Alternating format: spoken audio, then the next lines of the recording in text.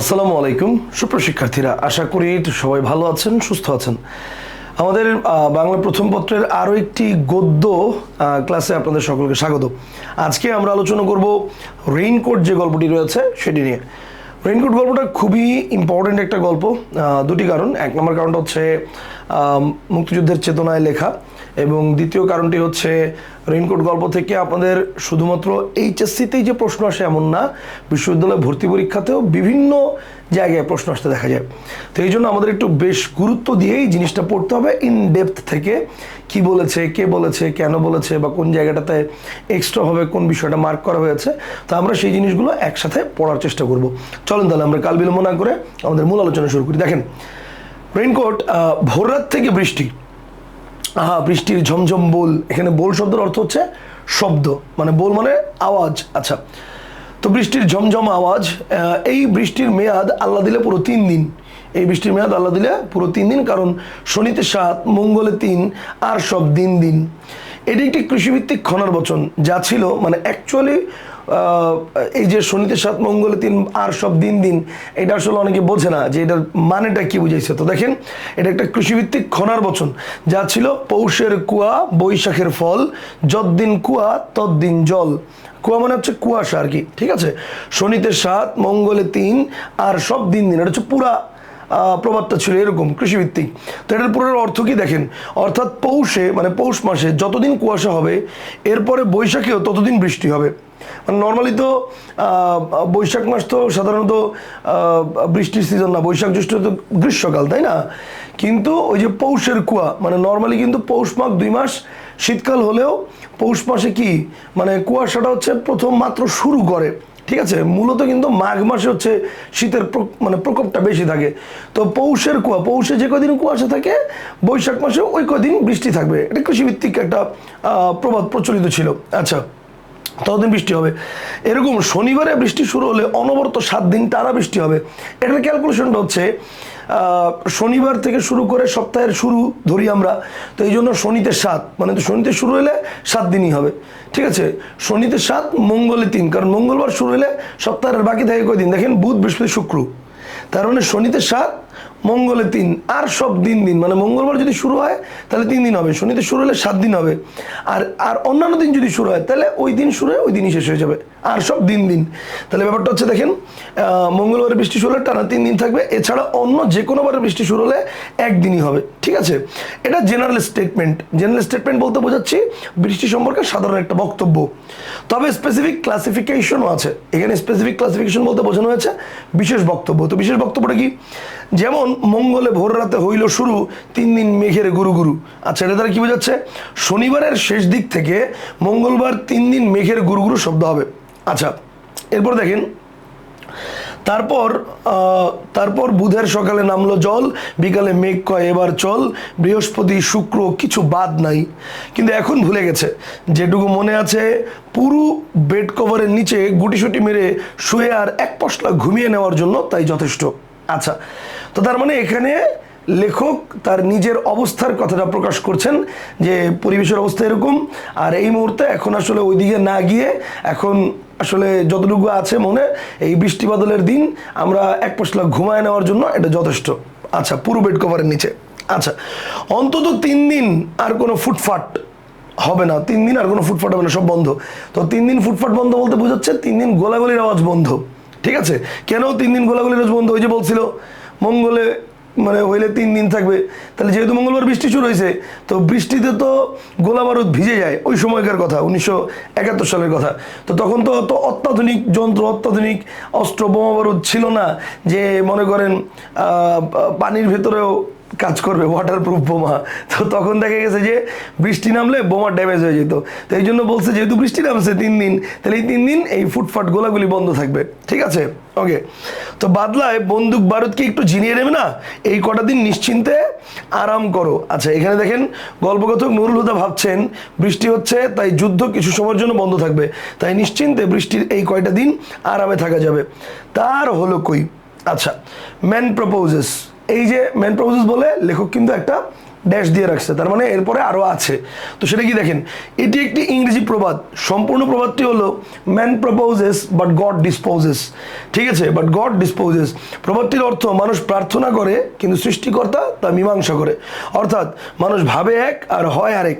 মানে ব্যাপারটা হচ্ছে, ধরেন মানে আপনি সারা রাত প্ল্যানিং করছেন কি তার সাথে, আপনার স্বপ্নের রানী বা স্বপ্নের রাজপুত্র, তার সাথে প্ল্যানিং করছেন যে আগামীকাল তোমার সাথে দেখা হবে, সকাল থেকে আমরা একসাথে সারাটা দিন কাটাবো, সকালে আমরা নাস্তা করব, দুপুরে আমরা মুভি দেখতে যাব, মুভি দেখা শেষ হলে আবার খাওয়া দাওয়া করবো, খাওয়া দাওয়ার পরে তারপর আমরা হচ্ছে শপিং করব, শপিং করে বিকালবেলা পার্কে হাঁটবো, সেখানে গল্প করে দিন, তারপর সন্ধ্যায় তোমাকে বাসায় ড্রপ করে তারপর আমি বাসায় চলে আসবো। এই হচ্ছে পুরো প্ল্যানিং। পরের দিন সকাল থেকে আল্লাহর নামে এমন বৃষ্টি, কিসের বাইরে যাওয়া, বাইরে যাওয়াই বন্ধ। তাহলে ব্যাপারটা হচ্ছে ম্যান প্রপোজেস, মানুষ অনেক পরিকল্পনা করে, বাট এই পরিকল্পনা সফল হবে কি না এটা ডিপেন্ড করে কার উপর, ওই যে উপরওয়ালা। তো এই জন্য বলছে man proposes but god disposes. ঠিক আছে, মানুষ চিন্তা করে অনেক কিছু, বাট এটা হবে কি না সেটা ডিপেন্ড করে কার উপর, নির্ধারণ করে কে, নির্ধারণ করে হচ্ছে গড। ঠিক আছে, আল্লাহ তাআলা। আচ্ছা, তো এখন এটা কেন বলছে? নুরুল চিন্তা করছিল যে 3 দিন শান্তিতে থাকতে পারবো, তার হইলো কই প্রিন্সিপালের পিয়ন এসে ডিস্টার্ব করলো। ওকে, তো এই যে দেখেন তার হলো কই ম্যান প্রপোজেস। আচ্ছা, নুরুল ভেবেছিল বৃষ্টির দিনে অলস সময় কাটাবে, কিন্তু তার হলো না। এমন চমৎকার বাদলার সকালে দরজায় প্রবল কড়ারা সে সেমন্তের শীত শীত পর্দা ছিঁড়ে ফালা করে ফেললো, সব ভেস্তে দিল, ভেস্তে মানে নষ্ট করে দিল। আচ্ছা, মিলিটারি আজ তার ঘরে।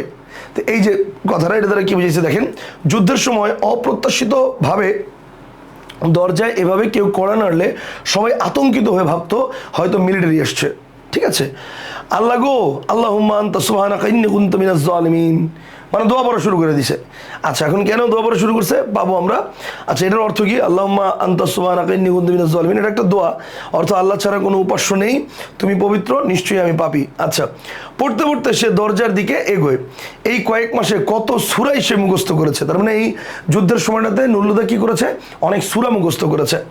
আচ্ছা, রাস্তায় বেরুলে 5 কালেমা সবসময় রেডি রাখে ঠোঁটের ওপর। 5 কালেমা সবসময় রেডি রাখে ঠোঁটের ওপর, কিন্তু তারপর একটা না একটা ভুল হয়েই যায়। দেখেন কোন দিক থেকে কখন মিলিটারি ধরে, তবু একটা না একটা ভুল হয়েই যায়। দোয়া মনে হলো ঠিকই, কিন্তু টুপিটা মাথায় দিতে ভুলে গেল।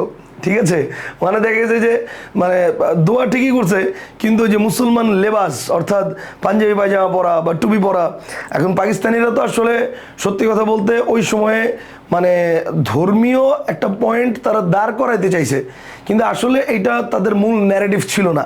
তাদের মূল ন্যারেটিভ ছিল বাঙালি যারা আছে সবাইরে মেরে ফেলবে, কথা বুঝেন নাই, বাঙালিদেরকে দমন নিপীড়ন করবে, এটা হচ্ছে তাদের টার্গেট ছিল। কিন্তু যেহেতু তারা মুসলিম মানে পাকিস্তানিরা, তো এই কারণে এই জায়গাটা থেকে তারা একটা ন্যারেটিভ তৈরি করার চেষ্টা করছিল যে মুসলিম হলে আমরা ছেড়ে দিব, হিন্দু বা সনাতন ধর্মী হলে তখন তাদেরকে হচ্ছে মারবে। তো এই কারণে নুরুল সবসময় কি মুসলিম আবেশ বা মুসলিম বেশভূষা এটা ধারণ করে রাখার চেষ্টা করতো। তো এই জন্য বলছে যে মাথায় মানে টুপিটা যদি থাকে তাহলে তো এটা পজিটিভ সাইন, কিন্তু মাথায় টুপিটা নিতে ভুলে গেছে। আচ্ছা, এরপরে কি বলছে, এরপরে বলছে দেখেন, দুটো ছিটকিনি, একটা খিল এবং একটা কাঠের ডাসা খুলে দরজার কপাট ফাঁক করতেই বাতাস আর বৃষ্টির ঝাপটার সঙ্গে ঘরে ঢোকে প্রিন্সিপালের পিয়ন। তার মানে এখানে খেয়াল করেন, প্রিন্সিপালের পিয়নকে ঘরে নেওয়ার জন্য কি কি খুলতে হয়েছে, দুটো ছিটকিনি মানে দরজায়, একটা খিল, আচ্ছা, এবং একটা কাঠের ডাসা। দুটো ছিটকিনি, একটা খিল এবং একটা কাঠের ডাসা খুলে দরজার কপাট ফাঁক করতেই বাতাস আর বৃষ্টির ঝাপটার সঙ্গে ঘরে ঢোকে প্রিন্সিপালের পিয়ন। আলহামদুলিল্লাহ, মিলিটারি নয়, মানে বাইচে গেলাম, মিলিটারি না। তাহলে মিলিটারি না, তাহলে কে? দেখেন মিলিটারি নয়, মানে মিলিটারির আশঙ্কায় দরজা খুলে প্রিন্সিপালের পিয়নকে দেখে স্বস্তির নিঃশ্বাস ফেললো নুরুল হুদা। পিয়নকে জড়িয়ে ধরে চুমু খেতে ইচ্ছে করছে। তাইলে এই জায়গাটা একটা জিনিস খেয়াল করেন, আমরা যদি প্রশ্ন করি যে রেইনকোট গল্পটা কার জবানিতে রচিত, কার জবানিতে, তো এইটা উত্তর আপনারা অনেকেই দেন নুরুল হুদা। কিন্তু দেখেন রেইনকোট গল্পটা কার জবানিতে রচিত, এটা নুরুল হুদা কেন হবে না? আমরা যদি রেইনকোট গল্পটা কার জবানিতে রচিত, এটা নুরুল হুদা কেন হবে না, একটু খেয়াল করে দেখেন। এই যে এখানে একটা পয়েন্ট ছিল যে দেখেন সকালের আরে কই গেল, ম্যান প্রপোজেস এমন চমৎকার বাদলার দিনে, কোথায় গেল, এই যে হ্যাঁ দেখেন, মিলিটারি আজ তার ঘরে, কথাটা বুঝছেন কি বলতেছে, মিলিটারি আজ তার ঘরে, মিলিটারি আজ তার ঘরে, তাহলে কথাটা কি নুরুল হুদাই বলতেছে? বলেন, নুরুল হুদাই যদি বলতো তাহলে কি মিলিটারি আজ তার ঘরে বলতো, না মিলিটারি আজ আমার ঘরে বলতো? বলতো মিলিটারি আজ আমার ঘরে। তার মানে যেহেতু তার ঘরে বলছে, তার মানে নুরুল হুদা কথাটা বলতেছে না। তাহলে কথাটা বলছে কে? কথাটা বলতেছে আখতারুজ্জামান ইলিয়াস। কথা কি বুঝতে পারছেন?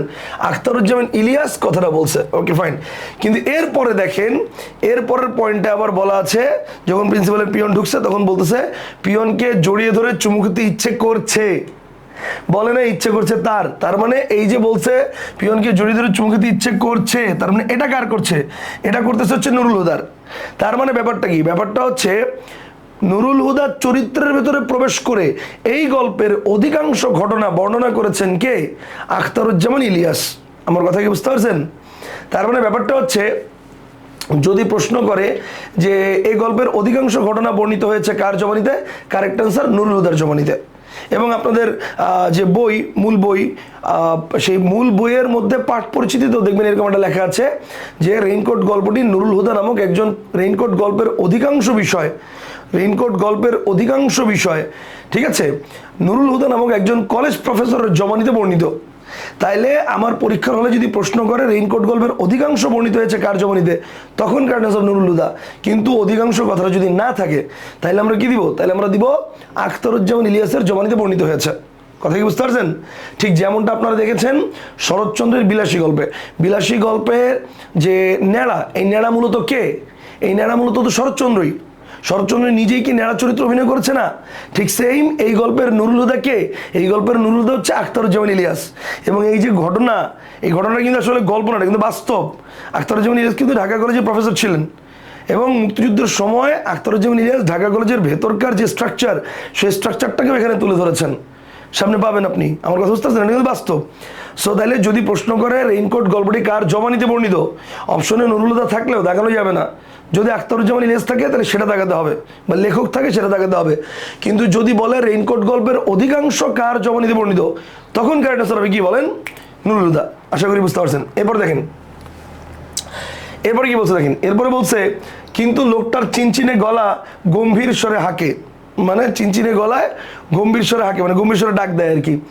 স্যারনে সালাম দিয়া, স্যারনে সালাম দিয়া, তার মানে বুঝেন উর্দুতে বলতেছে। আচ্ছা, বলে ভাঙাচোরা গালের খোঁচা খোঁচা দাড়িতে লোকটার নিজের বাক্যের কোমল শ্বাসটুকু শুষে নেয়।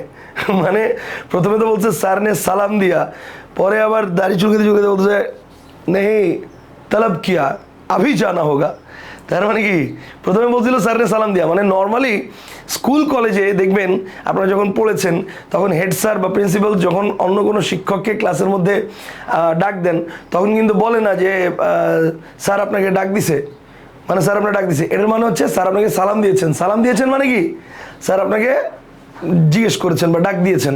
আপনারা ওই যে 3 ইডিয়টস মুভি দেখেন নাই? 3 ইডিয়টস মুভির ভিতরে কি যখন কম্পিউটার মানে টাইপরাইটার যে ছিল, তো টাইপরাইটারের ওখানে ওই যে কবি যখন স্পিচ রেডি করতেছিল তখন ইয়া জিয়া বলে, নায়ক জিয়া বলে যে প্রিন্সিপাল ने आपको याद किया, প্রিন্সিপাল ने आपको याद किया, তো বলতেছে ও প্রিন্সিপাল ইয়াদ কিয়া, সে বেরে প্রিন্সিপালে গেছে। ঠিক আছে, এদিক দিয়ে তো সে যা ঘটনা ঘটার সে ঘটায় ফেলছে। এরপর যখন আবার সে আসছে, আসার পরে বলতেছে কই প্রিন্সিপাল তো আমাকে ডাকে নাই বললো। পরে বলছে আমি কখন বলছি ডাকছে, আমি তো বলছি ইয়াদ কিয়া। ঠিক আছে, তো ব্যাপারটা হচ্ছে ইয়াদ কিয়া উর্দুতে বা হিন্দিতে, তো এটার মানেই হচ্ছে ডাকা। তো বাংলায় সাধারণত স্কুল কলেজগুলোতে স্যারদেরকে বা ম্যাডামদেরকে যখন ক্লাসে থাকা অবস্থায় ডাকে, তখন সম্মান প্রদর্শনার্থে কখনো ডাক পিয়ন বা পিয়ন এসে বলে না, বা চতুর্থ শ্রেণীর যিনি কর্মচারী তিনি এসে সরাসরি বলে না যে স্যার আপনাকে ডাকছে, বলে প্রিন্সিপাল স্যার আপনাকে সালাম জানিয়েছেন। এই সালাম জানানোর মানে হচ্ছে তাকে ডাকছে। আচ্ছা দেখেন, তো প্রথমে বলছিল যে সালাম দিয়া, পরে ভাঙাচোরা গালের খোঁচা খোঁচা দাড়িতে লোকটা নিজের বাক্যের কোমল শ্বাসটুকু শুষে নেয়, মানে চেহারার রুক্ষতা কথার কোমলতাকে কেড়ে নিচ্ছে। আচ্ছা, এবং হুকুম ছাড়ে তলব কিয়া আভি জানা হোগা। আচ্ছা, তার মানে পিয়ন জানায় কলেজের প্রিন্সিপাল নুরুল হুদাকে ডেকেছেন, তাই এখনই যেতে হবে। আচ্ছা ওকে, কি ব্যাপার, মানে জিজ্ঞেস করছে নুরুল হুদা, যখন বলছে যে তলব কি আভি জানা হোগা, তখন বলছে কি ব্যাপার, তখন বলছে বেশি কথা বলার সময় নাই, কলেজের দেওয়াল ঘেঁষে কারা যেন বোমা ফাটিয়ে গেছে গত রাতে। হ্যাঁ, এটা কে বলতেছে? ওই প্রিন্সিপালের পিয়ন। মানে বোমা ফাটিয়ে গেছে মানে? পরে বলছে मिस्क्रियन लोग মানে दुष्कृतकारी। तो मिस्क्रियन लोग अर्थात दुष्कृतकारी लोग इलेक्ट्रिक ट्रांसफार्मर तोड़ दिया और वापस जाने का टाइम प्रिंसिपल साहब का कोठी में ग्रेनेड फेंका, गेट तोड़ गया। तार माने मिस्क्रियन लोग अर्थात दुष्कृतकारीरा इलेक्ट्रिक ट्रांसफार्मारটা ভেঙে দিয়েছে এবং যাওয়ার সময় ইলেকট্রিক ট্রান্সফরমার ভেঙে দিয়ে যাওয়ার সময় वापस जाने का टाइम মানে ফিরে যাওয়ার সময় প্রিন্সিপাল সাহেব का कोठी में ग्रेनेड फेंका, মানে প্রিন্সিপাল সাহেবের বাড়ির সামনে গ্রেনেড মারছে এবং প্রিন্সিপাল সাহেবের যে গেট, এই গেট ভেঙে গেছে, গেট তোড় দিয়া। ঠিক আছে, তো এই যে দেখেন এখানে বলছে দুষ্কৃতকারীরা বৈদ্যুতিক ট্রান্সফরমার উড়িয়ে দিয়েছে, ফিরে যাওয়ার সময় প্রিন্সিপাল স্যারের বাড়িতে গ্রেনেড ছুটেছে এবং গেট ভেঙে গেছে। ভয়াবহ কাণ্ড। ইলেকট্রিক ট্রান্সফরমার তো কলেজের সামনের দেওয়াল ঘেঁষে। তাহলে এবার দেখেন, এবার হচ্ছে পুরো কলেজের দৃশ্যপটটা সেখানে ফুটিয়ে তুলেছে। ইলেকট্রিক ট্রান্সফরমার তো কলেজের সামনের দেওয়াল ঘেঁষে, দেওয়ালের পর বাগান, এরপরে টেনিস লন, তারপরে কলেজ দালান, মস্ত দালান পার হয়ে ফুটবল ও ক্রিকেট খেলার মাঠ, মাঠ পেরিয়ে একটু বাঁদিকে প্রিন্সিপালের কোয়ার্টার। তাহলে এর সঙ্গে আবার মিলিটারি ক্যাম্প, কলেজের জিমনেশিয়াম এখন মিলিটারি ক্যাম্প। তাহলে ব্যাপারটা বুঝেন, পুরো স্ট্রাকচারটা কিন্তু এখানে মানে তুলে ধরা হয়েছে। কি প্রথমে হচ্ছে ইলেকট্রিক ট্রান্সফরমার কলেজের সামনের দেওয়াল ঘেঁষে, তাহলে কলেজের সামনে যে দেওয়াল এর সাথে হচ্ছে ইলেকট্রিক ট্রান্সফরমার। এরপরে কি বলছে, দেওয়ালের পর বাগান।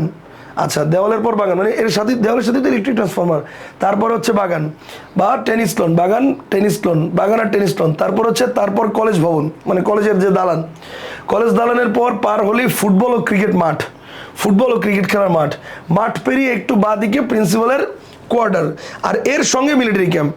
আর মিলিটারি ক্যাম্প হচ্ছে কলেজের জিমনেশিয়াম, এখন মিলিটারি ক্যাম্পে পরিণত হয়েছে। তার মানে প্রিন্সিপালের কোয়ার্টারের সঙ্গে মূলত জিমনেশিয়াম ছিল, আর সেটা এখন এই মিলিটারিদের ক্যাম্প। আচ্ছা, প্রিন্সিপালের বাড়ির গেটে বোমা ফেলা মানে মিলিটারি ক্যাম্প অ্যাটাক করা। সামনের দেওয়ালে বোমা মেরে এতটা পথ ক্রস করে গেল কি করে, বুঝছেন জিনিসটা? শুনেন, আপনাদের কিন্তু এখান থেকে প্রশ্ন আসে, এমসিকিউ প্রশ্ন আসে। ঠিক আছে, যে কোনটার পরে কি, তো হিসাবটা একটু বারবার প্র্যাকটিস করতে হবে, প্র্যাকটিস করলে মাথা থাকবে। প্রথম হচ্ছে দেওয়াল, দেওয়ালের সাথে হচ্ছে ইলেকট্রিক ট্রান্সফরমার, দেওয়ালের সাথে হচ্ছে ইলেকট্রিক ট্রান্সফরমার। ঠিক আছে, ইলেকট্রিক ট্রান্সফরমার। এরপর হচ্ছে বাগান, এরপর হচ্ছে বাগান এবং টেনিস লন, এরপর হচ্ছে বাগান এবং টেনিস লন, বাগানের পর হচ্ছে কলেজের দালান, কলেজের যে ভবন সেই ভবন। ঠিক আছে, বাগানের পরে হচ্ছে কলেজের ভবন, কলেজের ভবন পার হয়ে একটু বাম দিকে এই জায়গায় হচ্ছে প্রিন্সিপালের কোয়ার্টার, এই জায়গা হচ্ছে প্রিন্সিপালের কোয়ার্টার। আর প্রিন্সিপালের কোয়ার্টারের পাশেই হচ্ছে জিমনেশিয়াম, প্রিন্সিপালের কোয়ার্টারের পাশে হচ্ছে জিমনেশিয়াম, জিমনেশিয়াম বা হচ্ছে ওই ওটা কি বলে মিলিটারি ক্যাম্প যেটা বর্তমানে, আর ওটা হচ্ছে প্রিন্সিপালের কোয়ার্টার। ঠিক আছে, এটা হচ্ছে প্রিন্সিপালের কোয়ার্টার। তাহলে এই সিরিয়ালটা একটু মাথায় রাখতে হবে, কোনটার পরে কি। দেওয়াল, দেওয়ালের পর ইলেকট্রিক ট্রান্সফরমার, তারপরে বাগান আর হচ্ছে টেনিস লন, এটা পার হয়ে হচ্ছে মস্ত দালান, মস্ত দালান পার হয়ে তারপর হচ্ছে মস্ত দালানের পরে ফুটবল মাঠ আছে তো, হ্যাঁ এই যে মস্ত দালান পারে ফুটবল ও ক্রিকেট খেলার মাঠ। তার মানে এইটুকের মাঝখানে আবার ফুটবল ও ক্রিকেট খেলার মাঠ আছে একটা। মস্ত দালান পার হয়ে ফুটবল ও ক্রিকেট খেলার মাঠ, তারপরে মাঠ পার হয়ে হাতের বাম দিকে হচ্ছে প্রিন্সিপালের কোয়ার্টার। আচ্ছা, এবার দেখেন এরপরে কি বলেছে, এরপরে বলেছে হচ্ছে প্রিন্সিপালের বাড়ির গেটে বোমা ফেলা মানে মিলিটারি ক্যাম্প অ্যাটাক করা, বা সামনের দেওয়ালে বোমা মেরে এতটা পথ ক্রস করে গেল কি করে, সে জানতে চায় ক্যাইসে, মানে কিভাবে গেল, কিভাবে হয়েছে এটা। এখন এখানে গল্পকথক নুরুল হুদা ঢাকা কলেজের অভ্যন্তরীণ অবকাঠামোর বর্ণনা দিয়েছেন। যুদ্ধের সময় পাকিস্তানি হানাদার বাহিনীর ক্যাম্পগুলো অধিকাংশ সময়ে সরকারি বিভিন্ন স্কুল কলেজে স্থাপন করা হতো, তেমনি ঢাকা কলেজের অভ্যন্তরেও একটি মিলিটারি ক্যাম্প স্থাপন করা হয়েছিল। পিয়নের ভাষ্য অনুযায়ী দুষ্কৃতকারীদের কলেজ প্রিন্সিপালের কোয়ার্টারে গ্রেনেড ছোড়া মানে মিলিটারি ক্যাম্পে আক্রমণ করা। আচ্ছা, প্রিন্সিপালের পিয়ন জানবে কি করে, মানে যখন বলছে ক্যাসে, তো প্রিন্সিপালের পিয়ন বলতেছে ও আপই কহ সাকতা, মানে এটা আপনিই বলতে পারবেন, আমি কেমনে বলবো। বলতেছে কি ও আপই কহ সাকতা, মানে সেটা আপনিই বলতে পারবেন, মানে সেই বা বলতে পারবে কিভাবে। নুরুল মনে মনে বলতেছে, পিয়ন কি তাকে মিসক্রিয়েন্টদের লোক ভাবে নাকি? তার মাথাটা আপনি নিচু হলে মুখ দিয়ে পানির মতো গড়িয়ে পড়ে। ইসাক মিয়া बैठिए, মানে বসুন, চাটা খাইয়ে আমার এই 5-7 মিনিট লাগেগা। ঠিক আছে, আমার এই 5-7 মিনিট লাগেগা, মানে এগুলো কিন্তু কে বলতেছে, এগুলো বলতেছে হচ্ছে নুরুল হুদা। তো কেন বলতেছে উর্দুতে, কারণ এই প্রিন্সিপালের পিয়ন, সে আবার মিলিটারিতে আসার পর থেকেই খালি উর্দুতে কথা বলে, ঠিক আছে? তো এই কারণে তার সাথে একটু ভাব জমানোর জন্য প্রিন্সিপালের পিয়নের সাথে সে একটু উর্দুতে বলতেছে, ঠিক আছে? যে ইসাক মিয়া बैठिए, ঠিক আছে, চাটা খাইয়ে আমার এই 5-7 মিনিট লাগেগা। আচ্ছা, মানে আমার রেডিওতে 5 থেকে 7 মিনিট লাগবে। নেই, মানে একদম ডিরেক্ট নেই। প্রিন্সিপালের পিয়ন নাস্তার আমন্ত্রণকে ফিরিয়ে দিয়ে ইসাক বলে, আব্দুল সত্তার মির্জা का घर जाना होगा, अब्दुल सत्तर मिर्जा के घर जाना होगा, आप अभी आइए। कर्नल साहब पहुंच गया, सब प्रोफेसर को इत्तला दिया, फौरन आइए। তার মানে বলতেছে কি, নাস্তার আমন্ত্রণ সে হচ্ছে ফিরিয়ে দিয়া বলতেছে আব্দুল সত্তর মির্জার ঘরে যেতে হবে। আব্দুল সত্তর মির্জা কে? জিওগ্রাফির প্রফেসর, ওকে, পাবেন একটু পরে। আপ আভি আইয়ে মানে আপনি এখনই আসেন। এক কর্নেল সাহেব পৌঁছ গিয়া মানে একজন কর্নেল সাহেব অলরেডি বিদ্যালয়ে পৌঁছে গেছেন। সব প্রফেসরকে ইত্তেলা দিয়া মানে সব প্রফেসরকে তিনি হচ্ছে খবর দিয়েছেন যেন তারা মানে কলেজে যায়। তারপর হচ্ছে ফৌরন আইয়ে। আচ্ছা, তো আব্দুল সত্তর মির্জার বাসায় যেতে হবে, আপনি এখনই আসুন। এক কর্নেল সাহেব, এই এটা তো হচ্ছে ব্যাখ্যাটা তো লাল কালিতে হবে। হ্যাঁ, ওকে, ব্যাখ্যাটা লাল কালিতে হবে, আমি একটু মার্ক করে রাখছি।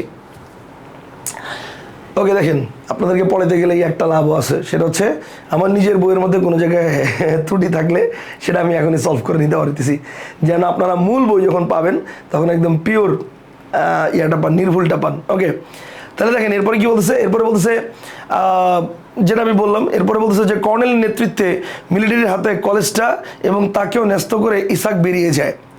মানে এখানে বুঝিতে চাইছে যে কর্নেল নেতৃত্বে মিলিটারিকে এবং কলেজটা হচ্ছে ইসাক ন্যস্ত করে ইসাক বেরিয়ে যায়। ইসাক বেরিয়ে যায় কেন? ওই যে জিওগ্রাফির প্রফেসরকে আব্দুল সত্তার মির্জাকে ডাকতে হবে। ওকে, রাস্তায় ঘড়ঘড় করতে থাকা বেবি ট্যাক্সির গর্জন তুলে ইসাক মিয়া রওনা হলো জিওগ্রাফির প্রফেসরের বাড়ির দিকে। তাহলে এই জিওগ্রাফির প্রফেসরকে আব্দুল সত্তার মৃধা। ওকে, ফাইন। ইসাক নিজেই এখন মিলিটারির কর্নেল বললেও চলে।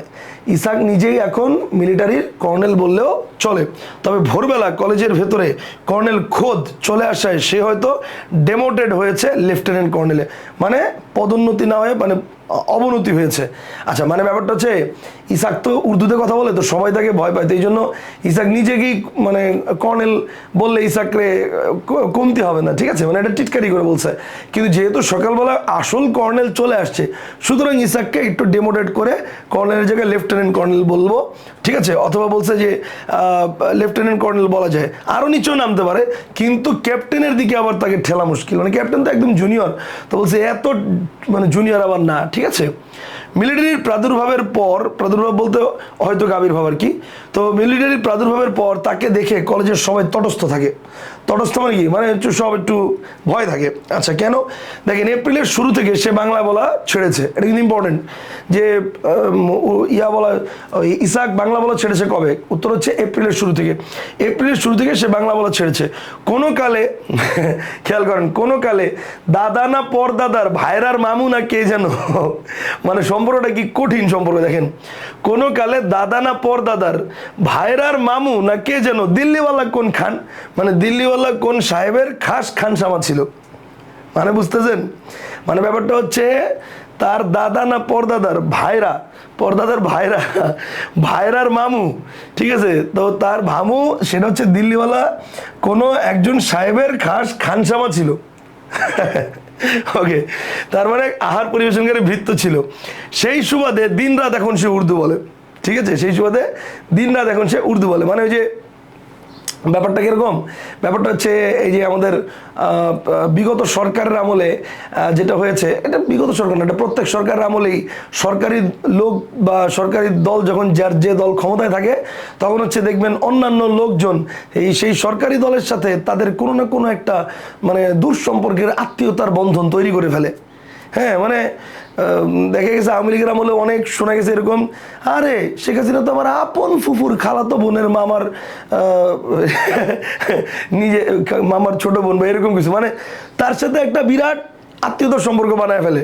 কিন্তু সেই আত্মীয় সম্পর্ক হচ্ছে মনে করেন আপন বোনের খালাতো ভাইয়ের মামার বিরাট দুঃসম্পর্ক, মানে তার কাছে যেটা আপন সম্পর্ক কিন্তু সেটা আসলে বহুত দুঃসম্পর্ক। তো যেহেতু এখন সে উর্দু কথা বলতেছে, তো উর্দু কথা বলার রেফারেন্স কি? রেফারেন্স হচ্ছে তার দাদা না পরদাদার ভাইরার মামু কে যেন খানসামা ছিল, তাও কার? দিল্লিওয়ালা কোন সাহেবের। তো সেই রেফারেন্স হচ্ছে সে এখন উর্দুতে কথা বলে। আচ্ছা, পাকিস্তানি মিলিটারি বাহিনী ঢাকায় প্রবেশের পর থেকে পিয়ন ইসাক মিয়ার ভাব বেড়ে গিয়েছিল। মাতৃভাষা ত্যাগ করে সে কেবলই উর্দুতে কথা বলতো পাক বাহিনীর সুনজরে থাকার জন্য। তার এমন পরিবর্তনের কারণে সবাই তাকে ভয় পেতে শুরু করে। গল্পকথক যুদ্ধ চলাকালীন দেশদ্রোহী মানুষের প্রতীক হিসাবে ইসাক মিয়াকে তুলে ধরেন, যে স্বকীয়তা নিজস্বতা ত্যাগ করে পাকিস্তানি জীবন চেতনায় মগ্ন ছিল। গল্পকথক যুদ্ধকালীন এসব আত্মবিকৃত চাটুকারদের প্রতি ক্ষোভ প্রকাশ করেছেন উপযুক্ত বর্ণনায়। আচ্ছা, যেতেই হবে। কে বলতেছে? এই যে এবার বলতেছে হচ্ছে নতুন ক্যারেক্টার রিভিল হয়েছে, সেটাকে আসমা অর্থাৎ নুরুল হুদার বউ। দেখেন, যেতেই হবে। অসময়ের বৃষ্টিতে ভিজে তোমার আবার হাঁপানির টানটা। এখানে তাহলে নতুন আরেকটা পয়েন্ট আমরা যোগ করলাম, সেটা হচ্ছে হাঁপানির টান আছে কার? বলেন, নুরুল হুদার। হাঁপানির টান আছে কার? নুরুল হুদার। ঠিক আছে, নুরুল হুদার। মানে কে বলতেছে এটা? যেতেই হবে। অসময় বৃষ্টিতে ভিজে তোমার হাঁপানির টানটা আবার না বেড়ে যায়। তো এই যে দেখেন, বউয়ের এসব সোহাগের কথা, মানে এইসব আদর সোহাগের কথা শুনলে কি তার চলবে? আচ্ছা, তাহলে বউয়ের এসব সোহাগের কথা, মানে আদর সোহাগের কথা শুনলে কি তার চলবে? আচ্ছা, বউ কি প্রিন্সিপালের ধমকের ভাগ নেবে? এর ওপর কলেজে আবার কর্নেল এসেছে। কপালে আজ কি আছে তা আল্লাহই জানে। ফায়ারিং স্কোয়াডে যদি তার করিয়েই দেয়, তো কর্নেল সাহেবের হাতে পায়ে ধরে ঠিক কপালে গুলি করার হুকুম জারি করানো যায় না। আচ্ছা, এটা কেন বলছে? মানে ও তো চিন্তা করতেছে যে না জানি কিসের জন্য ডাক দিছে।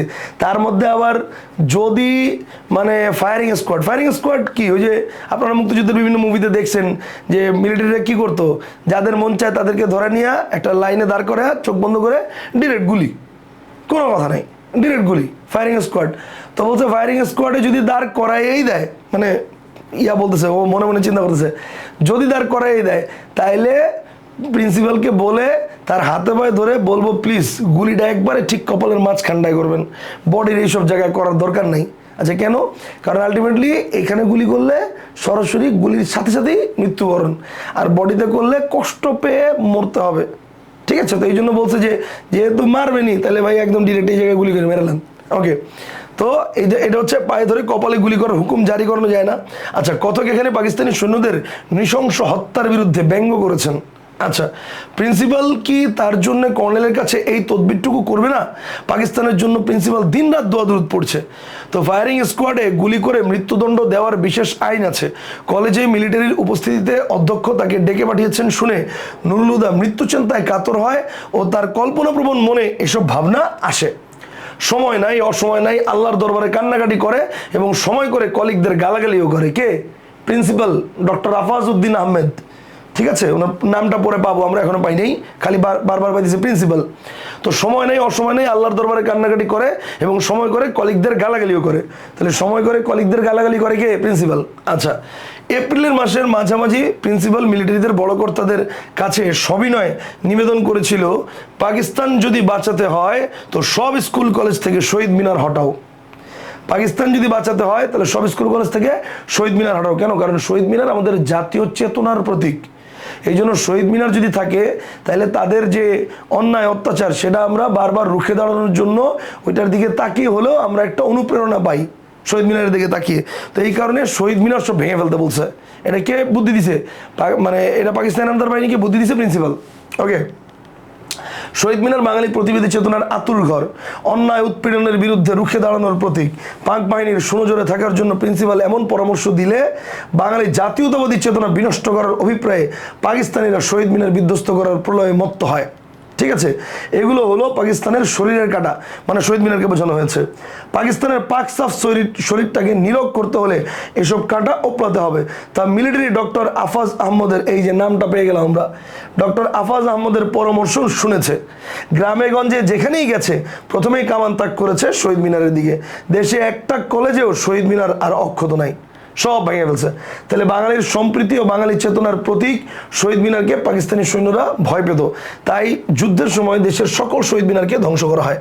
তা প্রিন্সিপাল তাদের এত বড় একটা পরামর্শ দিল, আর সামান্য এক লেকচারারকে গুলি করার সময় শরীরের আলতু ফালতু জায়গা বাদ দিয়ে কপালটা টার্গেট করার অনুরোধটা তার মানবে না?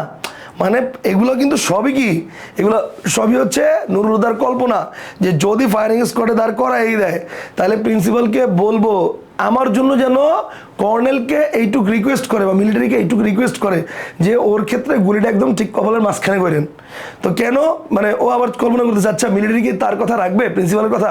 পরে বলছে রাখবে না কেন, প্রিন্সিপাল কত ভালো ভালো বুদ্ধি দিছে মিলিটারিদেরকে, বুঝতে পারছেন? এই হচ্ছে সব কল্পনা প্রবণ কথা। ওকে, তাহলে আলতু বলতে জায়গা বাদ দিয়ে কপালটা টার্গেট করার অনুরোধটা তার মানবে না, আবার প্রিন্সিপালকে সে এত সার্ভিস দিচ্ছে। আচ্ছা, তার কলিগের তওবা সাবঅর্ডিনেটের, ঠিক আছে, সাবঅর্ডিনেটের জন্য এতটুকু করবে না?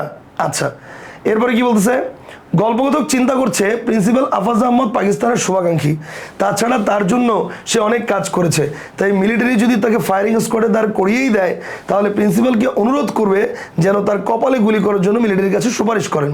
আচ্ছা, এরপরে কি বলছে, প্যান্টের ভেতর পা গলিয়ে দিতে দিতে, মানে সহজ কথা যে প্যান্ট পরতে পরতে সে শোনে রান্নাঘর থেকে বউ বলছে তাড়াতাড়ি চলে এসো, বৃষ্টি শুরু হওয়ার আগে মিরপুরের ব্রিজের দিক থেকে গুলির আওয়াজ আসছিল, কখন কি হয়। এই যে ব্যাপারটা, এই ব্যাপারটা নুরুল হুদার অন্তরে কি যোগায়? এই ধরনের কোশ্চেন কিন্তু আসে। দেখেন যে বৃষ্টি শুরু হওয়ার আগে মিরপুরের ব্রিজের দিক থেকে গুলির আওয়াজ আসছিল, আসমার এই কথায় নুরুল হুদার অন্তরে কি যোগায়? আসমার এই কথা নুরুল হুদার অন্তরে কি যোগায়? ভয়, সাহস, নাকি হচ্ছে ক্ষোভ, নাকি দুশ্চিন্তা? ঠিক আছে, মানে এটা হচ্ছে প্রশ্ন। এখন তাহলে এটা কি হবে উত্তর? এখন এইটার জন্য আপনাকে এইটার উত্তর আর এর সাথে রিলেটেড আরেকটা লাইন আছে, দুটোর উত্তর আমি একসাথে দিচ্ছি। দেখেন, কখন কি হয় এসব কথা এখন বলার দরকারটা কি? আচ্ছা, বলার দরকারটা কি? তার মানে এটা কি মনে করে করছে? এটা হচ্ছে নুরুল হুদা মনে মনে কল্পনা করতেছে, রেডিও টেলিভিশনে হরদম বলছে সিচুয়েশন ইজ নর্মাল, মিসক্রিয়েন্টরা সব খতম।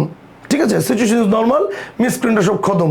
তাইলে এইবার আসেন আমি ব্যাপারটা ক্লিয়ার করি আপনাকে। প্রথমে যখন বলছে যে বৃষ্টি শুরু হওয়ার আগে ব্রিজের দিক থেকে গুলির আওয়াজ আসছিল, এইটা নুরুল হুদার অন্তরে কি যোগায়? দেখেন, ধরেন আপনি এবং আপনার ভাই রাত বাজে 2টা, আপনার ছোট ভাই আর কি, আপনি এবং আপনার ছোট ভাই রাত বাজে 2টা, আপনারা হরর মুভি দেখতেছেন। ওকে, তো মুভি দেখতে দেখে শেষ করতে করতে রাত 2:30 বাজে। এখন ঘুমাতে যাবেন, এখন ঘুমাতে যাওয়ার আগে তো ওয়াশরুমে যাবেন। এখন ওয়াশরুমে যখন যাওয়ার জন্য আপনি উঠছেন, রওনা দিবেন, ওই সময় আপনার ছোটো ভাই বলতেছে একটু সাবধানে যাইস, ওই বাথরুমের ওদিক থেকে একটু আগে কিসে জানি শব্দ শুনছি। আপনার কেমন লাগবে? আপনার মনে হবে তুই শুনছস আমার কোয়ার কি দরকার ছিল? কারণ কি? কারণ এতক্ষণ আপনি হরর মুভি দেখছেন। আমরা কিন্তু মানুষ, হিউম্যান বিইং, যেটা নিয়ে কল্পনা করি সেই জিনিসটারই একটা প্রতিবিম্ব বা সেই জিনিসটারই একটা কল্পিত মানে ছবি আমরা কি করি আমাদের চোখের সামনে বা ব্রেনের মধ্যে আমরা দেখি, তৈরি হয়। আপনি দেখবেন, আমি জানি এটা আপনাদের ক্ষেত্রে হয় কিনা, আমার হতো এটা। আমি যখন ডাইনোসরের মুভি দেখতাম ছোটবেলা, ঠিক আছে, মানে লস্ট ওয়ার্ল্ড, ঠিক আছে, দ্য লস্ট ওয়ার্ল্ড, তারপর হচ্ছে জুরাসিক পার্ক, এই মুভিগুলো যখন দেখতাম, দেখার পর ওই দিন রাতে ঘুমাইতে গেলে আমি দেখতাম যে ডাইনোসরের মধ্যে, ভূমির মধ্যে আমিও দৌড়াইতেছি, আমাকে পিছন থেকে ডাইনোসর অ্যাটাক করছে, দৌড়াইতেছি। তো আলটিমেটলি অবচেতন মনে মানুষ ওই জিনিসগুলো নিয়ে চিন্তা করে, যেটার প্রতি মানুষের মানে যে জিনিসটা নিয়ে মানুষ মানে চেতনার সময়, অর্থাৎ সদজাগ্রত সময় মানুষ হচ্ছে যে জিনিসটা নিয়ে বেশি চিন্তা করে, কল্পনা করে, যে জিনিসটার মধ্যে ডুবে থাকে, অবচেতন মনেও সেই জিনিসটা নিয়েও মানুষ চিন্তা করে। তো এখন যেহেতু আপনি হরর মুভি দেখছেন, আর যেহেতু হরর মুভি দেখার পরে আপনি ওয়াশরুমের দিকে যাচ্ছেন, আর আপনার ছোটো ভাই যখন বলছে যে একটু সাবধানে যাইস, ওদিক থেকে একটু আগে যেন কিসের আওয়াজ শুনছি, আপনার মনের মধ্যে কি ভয়ের পরিবেশ সৃষ্টি হবে, আতঙ্ক সৃষ্টি হবে। ওকে, এইবার আসেন গল্পের ক্ষেত্রে। তাইলে যখন নুরুল হুদা রেডি হইতেছিল, তো বউ শুনছে, তোমার বলার কি দরকার ছিল? এখন সে আবার বলতেছে কি একটু সাবধানে যেও, বৃষ্টি শুরু হওয়ার আগে মিরপুরের দিক থেকে গুলির আওয়াজ শুনছি। তাহলে ব্যাপারটা কি? এই ব্যাপারটা বলে নুরুল হুদাকে যখন বলছে, নুরুল হুদার মনের মধ্যে কি ভয় চলে আসছে। ওই যে আপনাকে যেমন বলছে যে বাথরুমে যাওয়ার আগে একটু দেখে শুনে যাইস, ওইরকম নুরুল হুদার মনের মধ্যে ভয় চলে আসছে। এখন আবার আপনার গল্পে যাই, মানে ওই যে আপনার ছোটো ভাইয়ের গল্পে যাই। এখন আপনি তো ছোটো ভাই যখন ওটা বলছে ভয় পাইছেন, কিন্তু ভয় পেয়ে বসে থাকলে তো হবে না, বাথরুমে তো যেতে হবে, ফ্রেশ ট্রেশ হয়ে তারপরে এসে শুবেন, তাই না? এখন আপনি কি করছেন? আপনি মনে করেন আয়াতুল কুরসি পরে বুকে ফু দিয়ে তারপর চিন্তা করছেন, না আমার কোনো সমস্যা নাই, আয়াতুল কুরসি পরে বুকে ফু দিয়ে নিছি, কোনো প্রবলেম হবে না, যাই। তাহলে এই যে আয়াতুল কুরসি পরে বুকে ফু দিয়ে নিছেন, তাহলে কি হলো? ব্যাপারটা হচ্ছে আপনি দোয়া দুরুদ পরে বুকে ফু দিয়ে নেওয়ার কারণে আপনার মনে হচ্ছে যে ঠিক আছে, আমার কোনো সমস্যা হবে না। তো ঠিক সেইমভাবে নুরুল হুদার বউ যখন এইসব কথা বলতেছিল, তখন নুরুল হুদা নিজের মনে সাহস দেওয়ার জন্য, মানে মন তো ভয় পেয়ে গেছে, তো নিজের মনকে সাহস দেওয়ার জন্য সে তখন বলতেছিল এসব কোনো কথা বলার দরকারটা কি এখন, হ্যাঁ, রেডিও টেলিভিশনে হরদম বলতেছে সিচুয়েশন ইজ নর্মাল, মিসপ্রিন্ট সব খতম। তার মানে কি, এইটা বলে সে নিজেকে সাহস দিচ্ছিল। কথা বুঝতে পারছেন? Okay fine. দেখেন সিচুয়েশন নর্মাল, এতে এই কথাটা মানে কি দেখেন, একদিকে পাকিস্তানি শাসকগণ নির্বিচারে মানুষ হত্যা করছে, অন্যদিকে বিশ্বের গণমাধ্যম হতে সম্পূর্ণ বিষয় লুকিয়ে রাখার চেষ্টায় রেডিও টেলিভিশনে পরিস্থিতি স্বাভাবিক বলে প্রচার করছে। আচ্ছা, পরিস্থিতি স্বাভাবিক, দুশ্মনকে সম্পূর্ণ কবজা করা গেছে, মানে শত্রুদেরকে সম্পূর্ণ আয়ত্ত করা গেছে, মিসক্রিয়েন্টরা সব খতম, ঠিক আছে, মিসক্রিয়েন্টরা সব খতম। তো মুক্তিযুদ্ধের সময় পাকিস্তানিদের মিথ্যাচারের বিষয়টি ছাড়াও মুক্তিযোদ্ধাদের মিসক্রিয়েন্ট হিসেবে অভিহিত করার বিষয়টি বর্ণনা প্রদান করা হয়েছে। প্রেসিডেন্ট দেশে গণতন্ত্র ফিরিয়ে দিতে বদ্ধপরিকর। এটা কিন্তু একটা প্রশ্ন যে দেশে গণতন্ত্র ফিরিয়ে দিতে বদ্ধপরিকর কে? কারেক্ট আনসার হচ্ছে প্রেসিডেন্ট। ঠিক আছে, কিছুদিন বাদে বাদে তার ভাষণ শোনা যায়, কিছুদিন বাদে বাদে তার ভাষণ শোনা যায়, our ultimate aim remains the same, that is to hand over power to the elected representative of the people. Okay, জনগণের দ্বারা নির্বাচিত প্রতিনিধির কাছে ক্ষমতা হস্তান্তর করাই আমাদের চূড়ান্ত লক্ষ্য। সবই তো নর্মাল হয়ে আসছে, এই যে কথাটা সবই তো নর্মাল হয়ে আসছে, এই কথাটা ব্যঙ্গার্থে বলা হয়েছে। আচ্ছা, এই কথাটা ব্যঙ্গার্থে বলা হয়েছে, এটা তো মার্ক হবে, মানে এটা তো লাল কালির, হ্যাঁ তো লাল কালিরিয়া। ওকে ফাইন, দেখেন তাহলে কথাটা ব্যঙ্গার্থে বলা হয়েছে যে সবই তো নর্মাল হয়ে আসছে, বাঙালি ইস্ট পাকিস্তানি গভর্নর, মন্ত্রীরা ইস্ট পাকিস্তানি, সবই তো স্বাভাবিক, এখন বউতার এসব বাজে কথা বলে কেন, ইস আসমাকে নিয়ে আর পারা যায় না। আচ্ছা, তো এইগুলো বলে নিজের মনকে সে সান্ত্বনা দিচ্ছিল, সাহস দিচ্ছিল। এই বৃষ্টিতে শুধু ছাতায় কুলাবে না গো, এই বৃষ্টিতে শুধু ছাতায় কুলাবে না গো, বউয়ের আরেক দফা সোহাগ শোনা গেল, মানে বউ যে তাকে অনেক যত্ন করে সেটা প্রকাশ পাইছে। তুমি বরং মিন্টুর রেইনকোটটা নিয়ে যাও, নতুন আরেকটা ক্যারেক্টার রিভিল হইলো, সেটা কি? মিন্টু। আচ্ছা, তুমি বরং মিন্টুর রেইনকোটটা নিয়ে যাও। ইস, আবার মিন্টু, বউয়ের এই ভাইটার জন্য তাকে এক্সট্রা তটস্থ থাকতে হয় বাড়ি থেকে। হ্যাঁ হ্যাঁ, তার মগবাজারের তাকে এক্সট্রা তটস্থ থাকতে হয়। হ্যাঁ হ্যাঁ, তার মগবাজারের 2 কামরার ফ্ল্যাট থেকে তো মিন্টু চলে গেল জুন মাসে। তাহলে এবার বলেন মিন্টু কয় তারিখে গেছে? মিন্টু গেছে হচ্ছে জুন মাসে, এই যে জুন মাসের কয় তারিখ? জুনের 23 তারিখ। দেখেন আপনাদেরকে আমি এই কথাটা বহুবার বলছি, আবারও বলি, এই দুইটা সংখ্যা 23 এবং 29 এটা বাংলার সাথে, মানে বাংলা সাবজেক্টটার সাথে ওতপ্রোতভাবে জড়িত। অনেক লেখকের জন্ম মৃত্যু 23 এবং 29 তারিখ, আর 23 এবং 29 তারিখ জন্ম মৃত্যু ছাড়াও অনেক বিখ্যাত বড় বড় ঘটনা ঘটছে। যেমন 23 তারিখে কী ঘটছে দেখেন, 23শে জুন মিন্টু পালাইছে, বিখ্যাত ঘটনা, মানে গল্পের প্রেক্ষিতে আপনার মনে রাখার জন্য। 23শে জুন কী হয়েছে? মিন্টু পালাইছে। 23শে জুন পলাশির যুদ্ধ হয়েছে, 23শে জুন পলাশির যুদ্ধ হয়েছে। 29শে জুন মির্জাফর মসনাদে বসছে বাংলার, 29শে জুন মির্জাফর বাংলার মসনাদে বসছে। 29শে জুন মাইকেল মধুসূদন দত্ত মারা গেছে। 29শে আগস্ট কাজী নজরুল ইসলাম মারা গেছে। 29শে জুন শাহরিয়ার ফিরোজ শাওন ভাইয়ের জন্ম হয়েছে। ঠিক আছে, সো বিখ্যাত ঘটনা সব 23 তাহলে 29 তারিখ হয়। ঠিক আছে, তো এই যে 23 জুন 29 জুনের ব্যাপারটা বললাম। ও তারপর শামসুর রহমান 23 অক্টোবর জন্মগ্রহণ করছে। বললাম না 23 আর 29 এটা না অনেক ইম্পর্টেন্ট, ঠিক আছে আপনাদের জন্য। ওকে, সো তাহলে এটা একটু মাথায় রাখবেন। জুনের 23 তারিখে সে বাড়ি ছেড়ে পালিয়েছে, মানে বাড়ি ছেড়ে চলে গিয়েছে মুক্তিযুদ্ধে অংশগ্রহণ করার জন্য। জুলাইয়ের 1 তারিখে সে বাড়ি শিফট করলো। জুলাইয়ের 1 তারিখে সে বাড়ি শিফট করলো, মানে নুলুদা। বলা যায় না ওখানে যদি কেউ কিছু আঁচ করে থাকে, ও চলে যাওয়ার 3 দিন পরেই পাশের ফ্ল্যাট গোলগাল মুখের মহিলা তার বউকে জিজ্ঞেস করেছিল, ভাবি আপনার ভাইকে দেখছি না? ব্যাস, এক কথাতেই কাজ হয়ে গেছে। নুরুলুদা এই কথা শুনেই 3 দিন পরে বাড়ি চেঞ্জ করে ফেলছে। ব্যাস, সে বাড়ি বদলাবার জন্য রেগে গেল হন্যে হয়ে। কথকের শ্যালক মিন্টু যুদ্ধে গিয়েছিল জুনের 23 তারিখ। কেউ যেন মিন্টুর মুক্তিবাহিনীতে যোগদানের কথা না জানতে পারে, তাই সে পরের মাসেই বাসা পরিবর্তন করে মগবাজার থেকে মিরপুর চলে আসে। মিলিটারি লাগার পর থেকে এই নিয়ে 4 বার বাড়ি পাল্টানো হলো। তাহলে এটাও কিন্তু একটা ইম্পর্টেন্ট কোশ্চেন। মিলিটারি লাগার পর থেকে নুরুলুদা এখন পর্যন্ত বাড়ি পাল্টেছে কয়বার? 4 বার। এখানে আসার পর নিচের তলার ভদ্রলোক একদিন বলছিল, আমার ভাইটাকে আর ঢাকায় রাখলাম না, যে গোলমাল বাড়ি পাঠিয়ে দিলাম। শুনে বুকটা তার ঢিপ ঢিপ করছিল। আচ্ছা, ঢিপ ঢিপ কেন করছিল? এবার যদি তার শালার প্রসঙ্গ তোলে, নিরাপত্তার জন্যেই সে এখানে এসেছে, কলেজ থেকে দূরে, আত্মীয় স্বজন থেকে দূরে, শহর থেকেও দূরেই বলা যায়। ভেবেছিল নতুন এলাকা, পূব দিকে জানালা ধরে দাঁড়ালে চোখে পড়ে বিল আর ধান ক্ষেত। এটাও কিন্তু একটা পয়েন্ট, মানে পরীক্ষা প্রশ্ন আসে যে নুরুল হুদার বাড়ি থেকে পূব দিকের জানালা ধরে দাঁড়ালে কি চোখে পড়ে। তো তখন অপশন থাকে যে রাস্তাঘাট, ঠিক আছে, বন জঙ্গল, বিল আর ধান ক্ষেত, ঠিক আছে। তো এগুলো হচ্ছে বিল আর ধান ক্ষেত্র করে। তা কি বিপদ, এদিকে নাকি নৌকা করে চলে আসে স্টেনগানওয়ালা ছোকরার দল, এদিকে নাকি নৌকা করে চলে আসে স্টেনগানওয়ালা ছোকরার দল। এদিককার মানুষ চোখে খালি নৌকা দেখে, নৌকা ভরা অস্ত্র। এর ওপর বউ যদি মিন্টুর কথা তোলে তো অস্ত্র তো একদম ঢুকে পড়ে তার ঘরের মধ্যিখানে। মানে ব্যাপারটা বুঝছেন, মানে ব্যাপারটা হচ্ছে কি, এমনিতেই মনে করেন একটা ঝামেলা চলতেছে।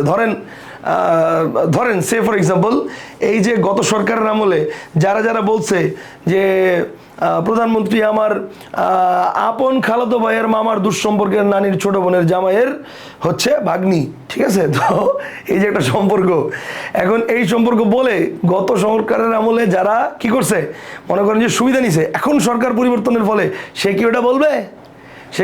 এখন আর সেই সম্পর্ক দিবে? এখন বলবে কই ও চিনি না, ঠিক আছে। তো এখন বলবে চিনি না। তো ব্যাপারটা হচ্ছে, যখন এমনিতেই সব লোকজন খালি এই জায়গায় কি দেখে, মানে নৌকা, বিল আর ধান ক্ষেত দিয়ে নৌকা খালি বয়, নৌকাতে করে স্টেনগানওয়ালা ছোকরারা আসে, মানে মুক্তিবাহিনীরা আসে। আর এর মধ্যে যদি বউ আবার মিন্টুর কথা বলে, তাহলে মিন্টু তো ওই বাহিনীর একজন সদস্য, তার মানে ওটার কি, তার মানে জিনিসগুলো তো ওয়ান কাইন্ড অফ নুরুল হুদার ঘরের মধ্যেই ঢুকে গেল, বা নুরুল হুদার ঘর থেকেই সেটার সাথে কানেক্টেড হয়ে গেল, ব্যাপারটা এরকম বোঝাচ্ছে। এই জন্য বলছে যে মিন্টুর কথা মানে সচরাচর তুমি বইলো না, মানে বউকে এটা তার নির্দেশনা। আচ্ছা, এরপরে দেখেন মিন্টু যে কোথায় গেছে তা সেও জানে, তার বউও জানে, মানে মুক্তিবাহিনীতে সে যোগ দিছে। কিসিঞ্জার সাহেব বলেছেন এসব হলো পাকিস্তানের ইন্টারনাল অ্যাফেয়ার্স। এই যে এখানে একটা পয়েন্ট আছে, ইন্টারনাল অ্যাফেয়ার, মানুষ মেরে সাফ করে দেয় বাড়িঘর। আচ্ছা, কিসিঞ্জার সাহেব বলেছেন, এটা গুরুত্বপূর্ণ লাইন হিসেবে দাগাতে হবে যে এটা কার উক্তি। এসব হলো পাকিস্তানের ইন্টারনাল অ্যাফেয়ার্স, এটা গুরুত্বপূর্ণ লাইন হিসেবে দাগ দিয়ে রাখলাম। হ্যাঁ, ওকে, দেখেন ইন্টারনাল অ্যাফেয়ার্স, মানুষ মেরে সাফ করে দেয় বাড়িঘর, গ্রাম, বাজার, হাট জ্বালিয়ে দিচ্ছে, কারো কোনো মাথা ব্যথা নাই, এসব নাকি ইন্টারনাল অ্যাফেয়ার্স। আচ্ছা, দেখেন ব্যাপারটা দেখেন, মানে এই কিসিঞ্জার সাহেবটা কি আসলে? হেনরি কিসিঞ্জার ছিলেন তৎকালীন মার্কিন যুক্তরাষ্ট্রের জাতীয় নিরাপত্তা বিষয়ক পরামর্শক। এদেশের বুকে পাক হানাদার বাহিনীর নির্বিচারে গণহত্যা চালানোর বিষয়ে তিনি আগাগোড়া অবগত থাকলেও এই গণহত্যার বিরুদ্ধে কোনো প্রকার ব্যবস্থা গ্রহণ না করার উদ্দেশ্যে তিনি এই গণহত্যাকে পাকিস্তানের অভ্যন্তরীণ বিষয় বলেন। ওকে, না, এ ধরনের ভাবনা ধারে কাছে ঘেঁষতে দেওয়া ঠিক নয়। নিচের ফ্ল্যাটে থাকে ওয়েল্ডিং ওয়ার্কশপের মালিক, ওয়েল্ডিং ওয়ার্কশপ মানে হচ্ছে ঝালাই কারখানা, তার শ্বশুর নিশ্চয়ই সর্দার গোছের রাজাকার, মানে ওয়েল্ডিং ওয়ার্কশপের যে মালিক তার শ্বশুর সর্দার গোছের রাজাকার। আচ্ছা, কেন বলছে? সপ্তাহে 2 দিন 3 দিন মেয়ের বাড়িতে রেফ্রিজারেটর, টেপ রেকর্ডার, দামি দামি সোফা সেট, ফ্যান, খাট পালং সব চালান পাঠায়। মানে এখানে কথক মুক্তিযুদ্ধের বিরোধী শক্তি দেশীয় রাজাকারদের লুটপাটের চিত্র তুলে ধরেন। দেখি তো ফিট করে কিনা,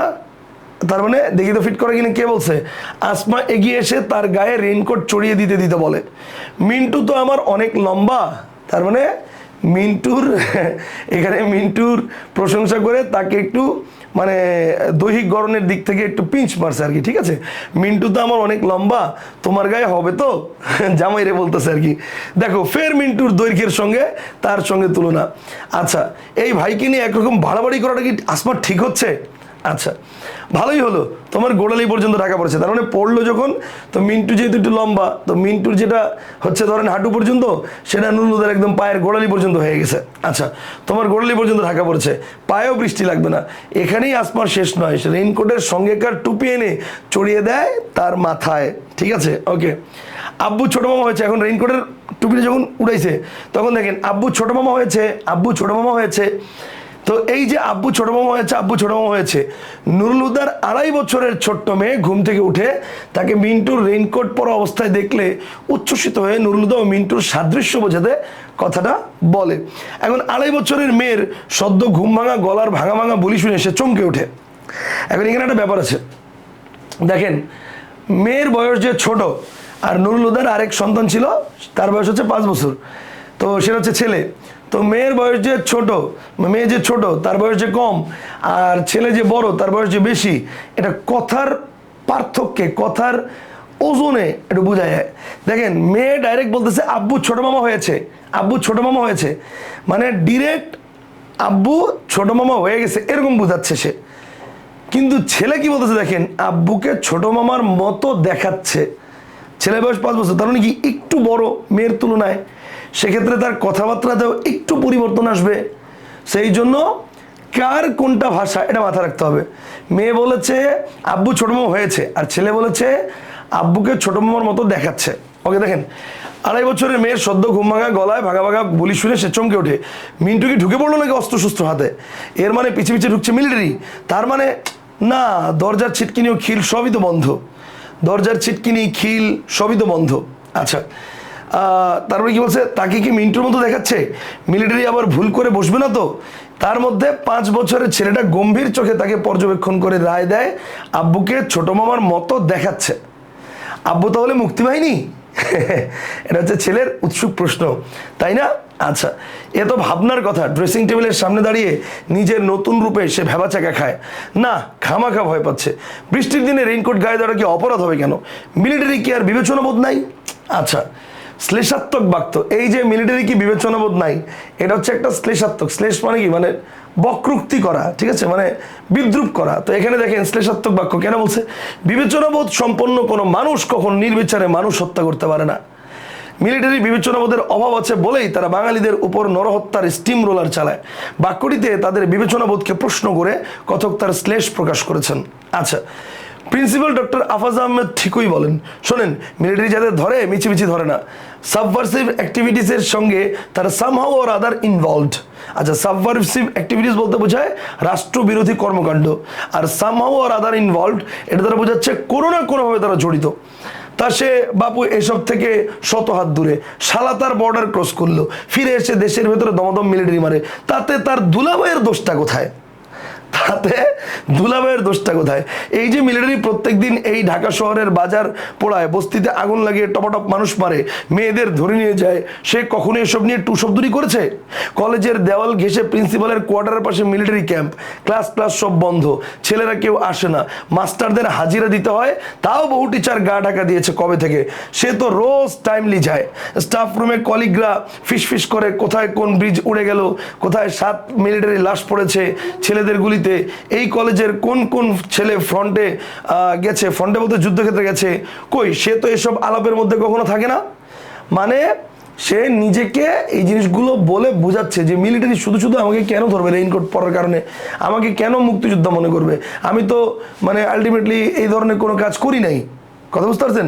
এই যে লোকজন কথা বলে আমি সেখান থেকে উঠে আসি, পাকিস্তানের বাহিনী বদনাম করে সেখান থেকে উঠে আসি, এবং বেশি বেশি থাকি কোথায়? বেশি বেশি থাকি হচ্ছে প্রিন্সিপাল আফাজ আহমদের রুমে। এই যে এটা এখন বলবে, দেখেন এসব কথা শুরু হলেই আলগোছে, মানে হালকাভাবে সে উঠে চলে যায় প্রিন্সিপালের কামরায়। এই যে কোথায় যায়? প্রিন্সিপালের কামরায়। ডক্টর আফাজ আহমেদের খ্যাস খ্যাস গলায় হিন্দুস্তান ও মিসক্রিয়েন্টদের আশু, মানে অবশ্যই শীঘ্রই হবে ও অবশ্যম্ভাবী পতন সম্পর্কে নিশ্চিত ভবিষ্যৎবাণী শোনে। তার মানে হিন্দুস্তান ও হচ্ছে মিসক্রিয়েন্ট লোক, মানে মুক্তিবাহিনীদের সম্পর্কে ভবিষ্যৎবাণী করে কে? ভবিষ্যৎবাণী করে হচ্ছে শীঘ্রই পতনের ভবিষ্যৎবাণী কে করে? পতনের ভবিষ্যৎবাণী করে হচ্ছে প্রিন্সিপাল। ওকে, ওই ঘরে আজকাল সহজে কেউ ঘেঁষে না, মানে প্রিন্সিপালের ঘরে আজকাল সহজে কেউ ঘেঁষে না, এটা ইম্পর্টেন্ট লাইন। ওই ঘরে আজকাল সহজে কেউ ঘেঁষে না, মানে প্রিন্সিপালের ঘরে, ঠিক আছে? ওকে, ওই ঘরে মানে হচ্ছে প্রিন্সিপালের কামরায়,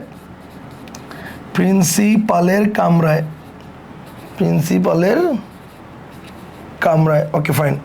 ওই ঘরে মানে প্রিন্সিপালের কামরায় আজকাল সহজে কেউ ঘেঁষে না। আচ্ছা, উর্দুর প্রফেসর আকবর সাজিদকে প্রিন্সিপাল আজকাল তোয়াজ করে, তাহলে নতুন আরেকটা ক্যারেক্টার পাইলাম, উর্দুর প্রফেসর আকবর সাজিদকে প্রিন্সিপাল আজকাল তোয়াজ করে। তোয়াজ মানে হচ্ছে স্বার্থ উদ্ধারে খাতির করে।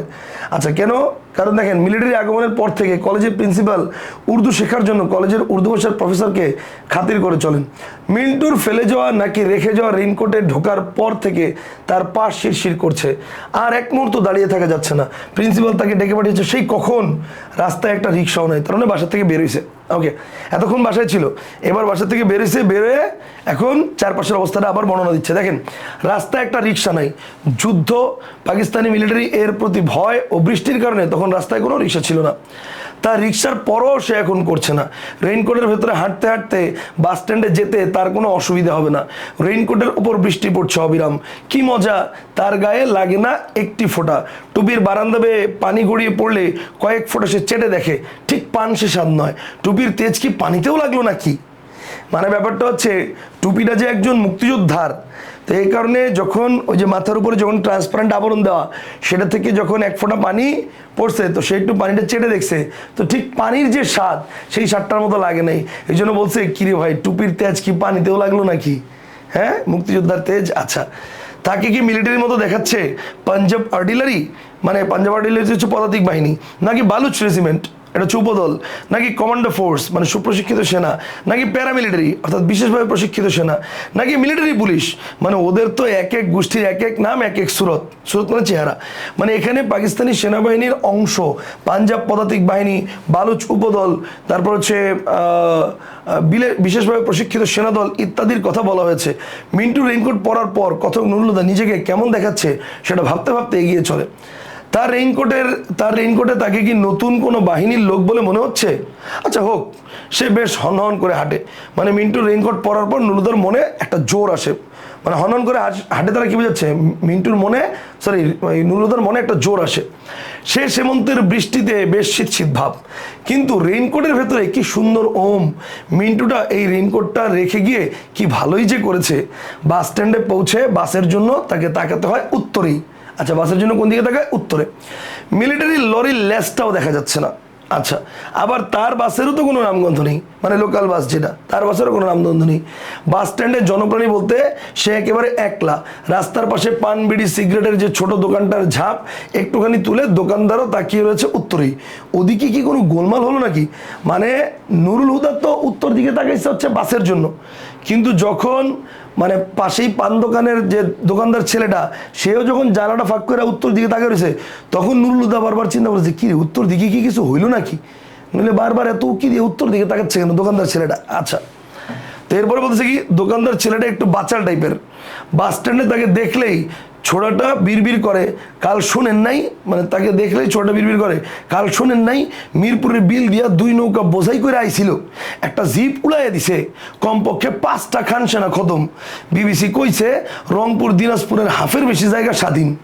আচ্ছা, এর মধ্যেই ছিপছিপে বৃষ্টিতে লালচে আভা তুলে এসে পড়লো লাল রঙের স্টেট বাস। তার মানে স্টেট বাসের রং কি ছিল? লাল রং। ওকে, দেখেন, বাসে যাত্রী কম, বাসে যাত্রী কম না না, যেরকমটা আপনারা ভাবছেন যে ওই যে বাসের কন্ডাক্টরের কাছে সবসময় এই খালি সিট আছে, সিট আছে, সিট আছে, খালি খালি, ওই রকম কম না, আসলেই কম, এটাই বোঝাচ্ছে। দেখেন, না না, কন্ডাক্টররা সবসময় যেমন খালি গলি বলে চেঁচায় সেরকম নয়, সত্যি সত্যি অর্ধেকের বেশি সিট খালি। সে বাসে উঠলে তার রেইনকোটের পানি পড়তে লাগলো বাসের ভিজে মাটিতে। এজন্য তার একটু খারাপ লাগার কথা, মানে তার একটু খারাপ কথা অন্তত টিটকারি হলেও শোনার কথা, কিন্তু তাকে কেউ কিছু বলে না। কেন বলে না? এখন দেখবেন, ঠোঁটে তার একটু হাসি বিছানো থাকে, মানে কেউ কিছু বলে না এই জন্য একটু মুচকি হাসি সবসময় ঠোঁটে থাকে, ঠিক আছে? কারণ কি, সে একটা পাওয়ার ফিল করতেছে যে রেইনকোট পরার পর তাকে কেউ কিছু বলতেছে না, তাকে কেউ মানে ভেতরে একটা জোর আসছে, নিজ গতিতে সামনে গেছে, মানে সেরকম একটা ফিল করতেছে, ঠিক আছে, রেইনকোট পরার পর। এই নীরব কিন্তু স্পষ্ট হাসির কারণ কি এই ছিল যে তার রেইনকোটের পানিতে বাস সয়লাভ হয়ে গেলেও কেউ টু শব্দটি করছে না। তার পোশাক নিয়ে সবাই কি তাকে, মানে তার পোশাক কি সবাইকে ঘাবড়ে দিল নাকি? আচ্ছা, নুরুল হুদা তার শ্যালক মিন্টুর রেইনকোট পরিধান করায় তাকে সবাই ভয় পাচ্ছে। নুরুল হুদার এমন আত্মবিশ্বাস প্রকাশিত হয়েছে। প্রকৃতপক্ষে যুদ্ধকালীন রুদ্ধশ্বাসের দিনগুলোতে সবাই নিজের প্রাণনাশের আশঙ্কায় শঙ্কিত ছিল, তাই নুরুল হুদার দিকে কেউ ভ্রুক্ষেপ করার আগ্রহী প্রকাশ করেনি। বুঝলেন না ব্যাপারটা? ইয়ানাফসি ইয়ানাফসি, কিয়ামতের ময়দানের মতো অবস্থা, ঠিক আছে? কখন কোন দিক থেকে মিলিটারি আসে, কখন কোন দিকে দৌড় দিতে হয়। এই জন্য নুরুল হুদা কি ভিজা রেইনকোট পরে আসছে না শুকনো পরে আসছে, এগুলো দেখারই সময় নেই কারো। সবাই যার যারটা নিজের মতো করে চিন্তা করতেছে, ব্যাপারটা বুঝতে পারছেন? কিন্তু নুরুলুদাকে কেউ কিছু বলতেছে না দেখে নুরুলুদা মনে করছে নিশ্চয়ই আমার রেইনকোটের পানি দিয়ে যদি পুরো বাস ভিজা যায় তাও কেউ কিছু বলবে না, কারণ আমাকে তারা মুক্তিযোদ্ধা মনে করতেছে। এটা হচ্ছে নুরুলুদার মনে মনে কল্পনা। আচ্ছা, খালি রাস্তা পেয়ে বাস চলে খুব জোরে, বাস চলে খুব জোরে, কিন্তু তার আসনটি সে নির্বাচন করতে পারছে না, মানে কোথায় বসবে। টলতে টলতে একবার এই সিট দেখে, পছন্দ হয় না বলে ফের ওই সিটের দিকে যায়। এমন সময় পেছনের দিক থেকে দুজন যাত্রী উঠে পড়ে তাড়াহুড়ো করে। রাখো রাখো বলতে বলতে ঝুঁকি নিয়ে তারা নেমে পড়ে চলন্ত বাস থেকে। কি বলে? রাখো রাখো বলতে বলতে। কয়জন নামছে? দুইজন নিয়ে। এমন সময় পেছনের দিক থেকে দুজন যাত্রী, তাহলে রাখো রাখো বলতে বলতে দুজন যাত্রী নামছে। আচ্ছা, সে তাদের দিকে তাকায় এবং বুঝতে পারে এরা পালালো ঠিক তাকে দেখেই। লোক দুটো নিশ্চয়ই ক্রিমিনাল, একটা চোর আর একটা পকেটমার, কিংবা দুটোই চোর অথবা দুটোই পকেটমার। নাম্বার মুহূর্তে দুটোর মধ্যে সর্দার টাইপেরটা তার দিকে আরেকবার পেছন ফিরে তাকালো। সেই চোখ বড় ভয়, কেবল ভয়। আচ্ছা, নুরুলুদা যখন সিট নির্বাচনে মগ্ন, তখন দুইজন যাত্রী তড়িঘড়ি করে নেমে যাওয়ায় সে ভাবে তারা নুরুলুদাকে রেইনকোট পরা অবস্থায় দেখে ভয়ে পালিয়েছে। আত্মবিশ্বাসে ভরপুর নুরুলুদা তাদেরকে অপরাধী বলে মনে করে, ধরে নেয়। আচ্ছা, জুৎসই সিট বেছে নিয়ে, আচ্ছা এলাকাটা দেখা যাচ্ছে কিনা আমি জানি না, জুৎসই এখানে একটা ওয়ার্ড আছে, জুৎসই। জুৎসই মানে মানানসই। জুৎসই সিট বেছে নিয়ে সে ধপাস করে বসতেই ফোমে ফস করে আওয়াজ হয় এবং তাই ঘাড় ফিরিয়ে তাকায় সামনের সিটে বসা তিনজন যাত্রী। এদেরও সে ঠিক চোর অথবা পকেটমার বলে ঠিক শনাক্ত করে ফেলে। ডাকাতও হতে পারে, কিংবা মিলিটারি কোনো বস্তিতে আগুন লাগিয়ে চলে এলে এরা ছোটে সেখানে লুটপাট করতে, অথবা মিলিটারি কোথাও লুটপাট করলে এরা গিয়ে উচ্ছিষ্ট গুড়ায়। তিনটেই পরের স্টপেজে নামার জন্য অনেক আগে থেকেই ধরফর করে উঠে দাঁড়ায় এবং বাস থামার সঙ্গে সঙ্গে নেমে পড়ে ঝটপট পালায়। নেমে পড়ে ঝটপট, এটা পায় না, ঝটপট পালায়। নেমে পড়ে ঝটপট পালায়। আচ্ছা, তার মানে এখানে একটু বানানটা ঠিক করতে হবে। ওকে, নেমে পড়ে ঝটপট পালায়। আচ্ছা, এরপরে কি আছে দেখেন, তিনটে ক্রিমিনালের একটাও তার দিকে আর ফিরেও তাকায় না। তার মানে তাকে বেশ ভয় পেয়েছে বলেই তার সঙ্গে চোখাচোখি এড়াতে এদের এত কসরত। আচ্ছা, যাক, মিন্টু রেইনকোটে তার কাজ হচ্ছে। চোর ছেঁচোর পকেটমার সব কেটে পড়েছে, ভালো মানুষেরা থাক। সে বেশ সৎসঙ্গে চলে যাবে একেবারে কলেজ পর্যন্ত। আচ্ছা, আসাদগেট থেকে, দুঃখিত, আসাদগেট থেকে বাস স্টপেজে ঝিরঝির বৃষ্টিতে দাঁড়িয়ে অপেক্ষা করছিল বেশ কয়েকজন মানুষ। ছাতা হাতে কেউ কেউ নিজ নিজ ছাতার নিচে এবং ছাতা ছাড়া অনেকেই অন্যের ছাতার নিচে মাথার অন্তত খানিকটা পেতে দিয়ে বৃষ্টির ছাট থেকে আত্মরক্ষা করতে শরীরগুলোকে আঁকাবাঁকা করছিল। বাস থেকে নামলে, মানে বাস থামালে সে দেখলো একে একে 9 জন প্যাসেঞ্জার বাসে উঠলো। তাহলে আসাদগেট থেকে বাসে উঠছিল কয়জন? 9 জন। সে বেশ খুঁটিয়ে খুঁটিয়ে সবাইকে দেখে, তো তার দিকে তাকিয়ে 9 জনের মধ্যে 3 জন আরে রাখো রাখো এবং একজন রোখো রোখো বলতে বলতে বাস থেকে নেমে পড়ে, ধরফর করে। তাহলে ব্যাপার বলেন, মানে আরে রাখো রাখো বলতে বলতে নামছে কয়জন? 3 জন। আর রোখো রোখো বলতে বলতে বাস থেকে নেমে নামছে কয়জন? 1 জন। তার মানে অ্যাকচুয়ালি আসাদগেট থেকে উঠছে কয়জন? 5 জন।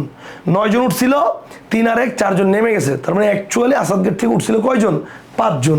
ঠিক আছে, শেষের জন বোধহয় এমনি অর্ডিনারি চোর, মানে ছিচকে চোর আর কি। ঠিক আছে, ছিচকে চোর হওয়ার সম্ভাবনা বেশি।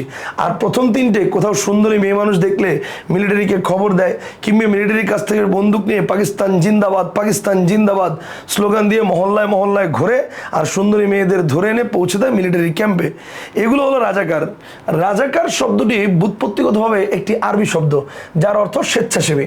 1971 সালে যারা এদেশের মানুষ হয়েও পাকিস্তানি সেনাবাহিনীদের দোসর হিসেবে আত্মপ্রকাশ করে পাক বাহিনী তাদের রাজাকার উপাধি দেয়। যুদ্ধ চলাকালীন এই মানুষেরা বাড়িঘর লুটপাট করার পাশাপাশি নারী ও শিশুদের উপরেও পাশবিক নির্যাতন চালায়। তো মানে ব্যাপারটা হচ্ছে কি, দেখেন রাজাকার শব্দটা কিন্তু মানে খারাপ শব্দ ছিল না, কিন্তু এটা ন্যারেটিভটা আসলে এখন বর্তমানে খারাপ হয়ে গেছে। মানে এই শব্দটা শুনলে আমাদের মনে নেগেটিভ একটা কথা চলে আসে, ঠিক না? যে রাজাকারের বাচ্চা বা রাজাকার, তাহলে এটা শুনলে নেগেটিভ একটা জিনিস চিন্তা আসে, ওয়ান কাইন্ড অফ গালি। ঠিক আছে, কিন্তু অ্যাকচুয়ালি রাজাকার শব্দের অর্থ কি বলেন? স্বেচ্ছাসেবক। মানে কাইন্ড অফ ধরেন এই যে দেখেন মীর জাফর, তো মীর জাফর কি? মীর জাফর একজন মানুষের নাম। একজন মানুষের নাম জাফর হইতে পারে না? মীর হইতে পারে না? এই যে মীর সাব্বির, মীর হোসেন, ঠিক আছে, তারপর হচ্ছে মোহাম্মদ মীর বা মীর শুক্কুর আলী। তারপরে মনে করেন সাব্বির হোসেন, ঠিক আছে, তো বা মনে করেন হচ্ছে এই যে জাফর চৌধুরী, ঠিক আছে, মোহাম্মদ জাফরুল্লাহ শারাফাত। তাহলে জাফর বা মীর দুইটি আলাদা আলাদা নাম হতে পারে, কিন্তু মীর জাফর কেউ একসাথে ছেলেমেয়ের নাম এখন রাখে না। কেন? কারণ ইতিহাসে এই নামটা কলঙ্কিত। সিরাজউদ্দৌলা নাটকে আমরা দেখছি সিরাজের বিরুদ্ধে যে ষড়যন্ত্র হয় সেখানে মীর জাফরের মানে অসামান্য অবদান ছিল। তো এই কারণে বাংলার মসনদে ইংরেজদের প্রতিষ্ঠিত করার জন্য মীর জাফর একটা চক্রান্তকারী নাম, তো এই কারণে নেগেটিভ নাম মানুষ কখনো রাখে না। তো এটাই এখানে বুঝেছে যে আসলে রাজাকার শব্দটা হচ্ছে একটা ইতিবাচক শব্দ ছিল। তো এই শব্দটা ইতিবাচক আপনার প্রেক্ষাপট থেকে না নেতিবাচক, কারণ আমাদের দেশের প্রেক্ষাপটে রাজাকাররা পাকিস্তানিদের হেল্প করছে, আমাদের দেশের জন্য খারাপ, কিন্তু এই নামটা তো আমাদের দেশ তাদেরকে দেয় নাই, নামটা দিছে পাকিস্তানিরা। তো পাকিস্তানিরা কেন দিছে? পাকিস্তানিরা দিছে কারণ পাকিস্তানিদেরকে তারা হেল্প করতো, এই জন্য দিছে, বুঝতে পারছেন? এই জন্য রাজাকার শব্দের অর্থ হচ্ছে ব্যুৎপত্তিগতভাবে স্বেচ্ছাসেবী, আরবি শব্দ। আচ্ছা, ফের নতুন করে অপরাধ মুক্ত বাসে যেতে এখন ভালো লাগছে। জানালার বাইরে বৃষ্টির আঁশ মানে হচ্ছে বৃষ্টির ছিটে ফোঁটা উঠছে। ঠান্ডা হাওয়ায় গাছপালা, লোকজন, দোকানপাট ও বাড়িঘরের ট্রান্সপারেন্ট আবরণ দেখে তার এক্সট্রা ভালো লাগে। সমস্ত ভালো লাগাটা চিড় খায় হঠাৎ বাস ব্রেক কষলে, তখন তাকে তাকাতে হয় বাঁয়ে। চোখ পড়ে নির্মীয়মান মসজিদের ছাদের দিকে। দরজা থেকে ঠান্ডা হাওয়া এসে লাগে তার মুখে এবং নাকের ভেতর দিয়ে সেই হাওয়া ঢুকে পড়ে বুকে, সেখানে ধাক্কা লাগে। ক্র্যাকডাউনের রাত কেটে ভোর হলে মিলিটারির গুলিতে এই মসজিদের ছাদ থেকে পড়ে গিয়েছিল মুয়াজ্জিন সাহেব। ক্র্যাকডাউনের রাত বলতে 1971 সালের 25শে মার্চ রাতের কথা বোঝানো হয়েছে। অপারেশন সার্চ লাইট নামে পাকিস্তানিদের যে নিরীহ বাঙালি নিধনের বর্বরতা সেটাকে বোঝানো হয়েছে। ঠান্ডা হাওয়ার ধাক্কা রেইনকোটের তাপে এতটাই গরম হয়ে ওঠে যে মনে হয় ভিতরে বুঝি আগুন ধরে গেল। মসজিদের উল্টো দিকের বাড়িতে 3 তলায় থাকতো তখন তারা। রাতভর ট্যাঙ্কের হুঙ্কার আর মেশিন গানের স্টেন গানের ঘেউ ঘেউ আর মানুষের কাতরানিতে তাদের কারো ঘুম হয়নি সে রাতে। ছেলেমেয়ে নিয়ে ছেলেমেয়ের মায়ের সঙ্গে সে শুয়েছিল খাটের নিচে। ভোরবেলা মিলিটারি মানুষ মারায় একটু বিরতি দিলে ছেলেমেয়েরা ঘুমিয়ে পড়ে এবং বন্ধ জানালার পর্দা একটু তুলে সে রাস্তা দেখতে থাকে। রাস্তার ওপরে মসজিদের ছাদে মুয়াজ্জিন সাহেব দাঁড়িয়েছিল আজান দিতে। সাধারণত জুমার নামাজটা সে নিয়মিত পড়ে। কে? নুরুদা। আচ্ছা, জুমা নামাজটা সে নিয়মিত পড়ে, তবে সেই ভোরে তার আজান শুনতে খুব ইচ্ছে করছিল। মুয়াজ্জিনের আজান দেওয়াটা সম্পূর্ণ দেখবে বলে সে জানালার ধার থেকে সরে না। সারা এলাকায় ইলেকট্রিসিটি নষ্ট, মুয়াজ্জিনের মাইক্রোফোন তাই অকেজো। মুয়াজ্জিন সাহেব তাই গমগমে গলায় যতটা জোরে পারে জোর দিয়ে বলে উঠল, আল্লাহু আকবার। দ্বিতীয়বার আল্লাহর মহত্ব ঘোষণা করার সুযোগ আর তার মেলেনি। এর আগেই গুলি করছে, এর আগে সম্পূর্ণ অন্যরকম একটা ধ্বনি করে লোকটা পড়ে যায় রাস্তার উপর। 25 মার্চের গণহত্যার রাতে সন্তানদের নিয়ে কোনো রকমে লুকিয়ে থেকে জীবন রক্ষা করেন নুরুদা। আজানের ধ্বনি মনকে শান্ত করবে ভেবে ভোরবেলায় মুয়াজ্জিনের আজানের ধ্বনি শুনতে জানালার সামনে দাঁড়ায় কথক এবং সাক্ষী হয় এক বর্বরতর ঘটনার, যেখানে হানাদার বাহিনীর গুলিতে মসজিদের ছাদ থেকে পড়ে নিহত হয় মুয়াজ্জিন। ঠিক আছে, সেদিন সকালে বৃষ্টি ছিল না। আজ বৃষ্টির সকালে কি মিলিটারি ওই একই দৃশ্যের পুনর্ঘটনের পায়তারা করছে? এখন তো কোনো নামাজের ওয়াক্ত নেই, তবে আজান দেওয়াবে কি করে? এরা বোধহয় যে কোনো সময়কেই নামাজের ওয়াক্ত ঘোষণা করে নতুন হুকুম জারি করেছে। মানে এই জায়গার এই লাইনের দ্বারা বোঝানো হয়েছে পাকিস্তানি শাসকদের স্বৈরাচারী আচরণকে ইঙ্গিতবহ করে তোলা হয়েছে। ঠিক আছে, এরপর দেখেন, মিলিটারি এখন যাবতীয় গাড়ি থামাচ্ছে, গাড়ির প্যাসেঞ্জারদের নামিয়ে দাঁড় করিয়ে দেয় রাস্তার ধারে। আরেক দল মিলিটারি স্টেন গান তাক করে রেখেছে এই মানুষদের শাড়ির উপর। অন্য একটি দল ফের ওইসব দলের লোকের জামা কাপড় ও শরীরের গোপন জায়গাগুলো তল্লাশি করে।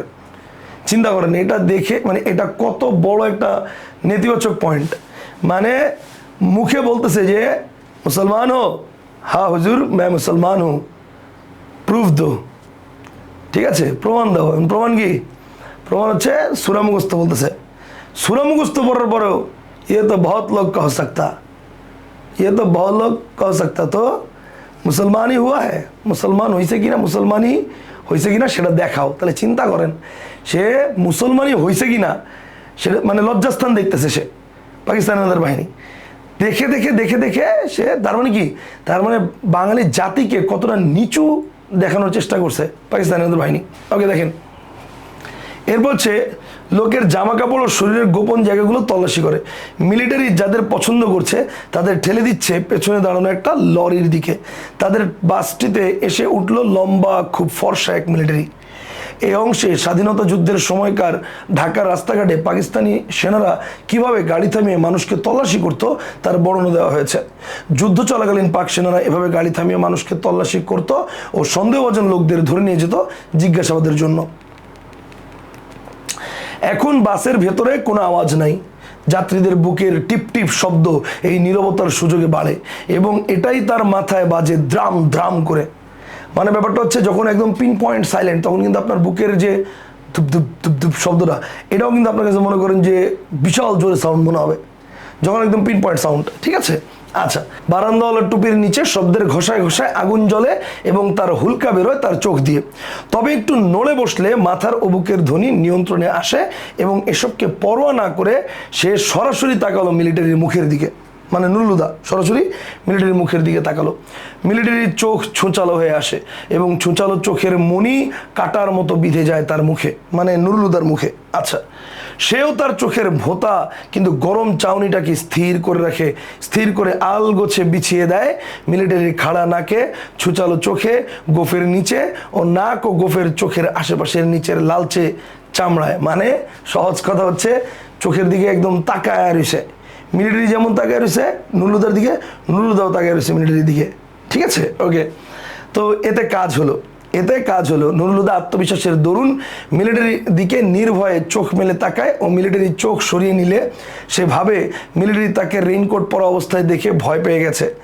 এমন ভাবনায় তার আত্মবিশ্বাস আরও বেড়ে যায়। মিলিটারির চোখা চোখ সরে যায় তার মুখ থেকে, নেমে পড়ে তার রেইনকোটের ওপর। মনে হয় রেইনকোটের পানির ফোঁটাগুলো লোকটা গুনে গুনে দেখছে।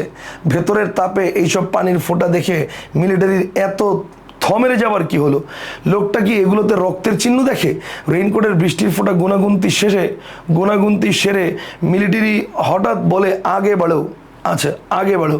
রক্তপিপাসু পাক হানাদার বাহিনীর বর্বরচিত মানসিকতার প্রকাশ এখানে পাচ্ছে। আচ্ছা, এরপর দেখেন বাস হঠাৎ স্টার্ট দিয়ে কয়েক পা লাফিয়ে আগে বাড়ে এবং যাত্রীদের স্বস্তির নিঃশ্বাসের ধাক্কায় অতিরিক্ত বেগে ছুটে পার হয়ে যায় ঢাকা কলেজের গেট। নিউ মার্কেটের সামনে এসে পড়লে সে উঠে দাঁড়ায়। এবং হুকুম করে, রাখেন, নামবো। তার মানে তার কিন্তু নামার কথা ছিল কোথায়? ঢাকা কলেজের গেটে, কিন্তু ঢাকা কলেজের গেট পার হয়ে নিউ মার্কেট চলে গেছে, মানে আরেকটু সামনে চলে গেছে। তারপরও সে তখন উইটা নাইমা দাঁড়ায় বলতেছে, রাখেন, নামবো। আচ্ছা, বাস একটু স্লো হলে তার রেইনকোটের জমানো পানি গড়িয়ে পড়তে দিয়ে অপরাধীমুক্ত বাস থেকে নামতে নামতে সহযাত্রীদের দিকে তাকিয়ে সে ঠোঁট বাঁকায়, মানে ওই যে হাসে। এতে তার সামনের সারির দাঁতও বেরিয়ে পড়ে। যারা দেখেছে তারা তার সেই ভঙ্গিটিকে ঠিক হাসি বলে শনাক্ত করতে পেরেছিল বলে তার ধারণা হয়।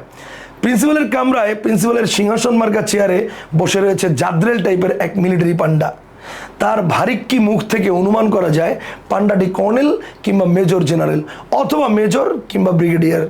তাকে দেখে প্রিন্সিপালের কালো মুখ বেগুনি হয়।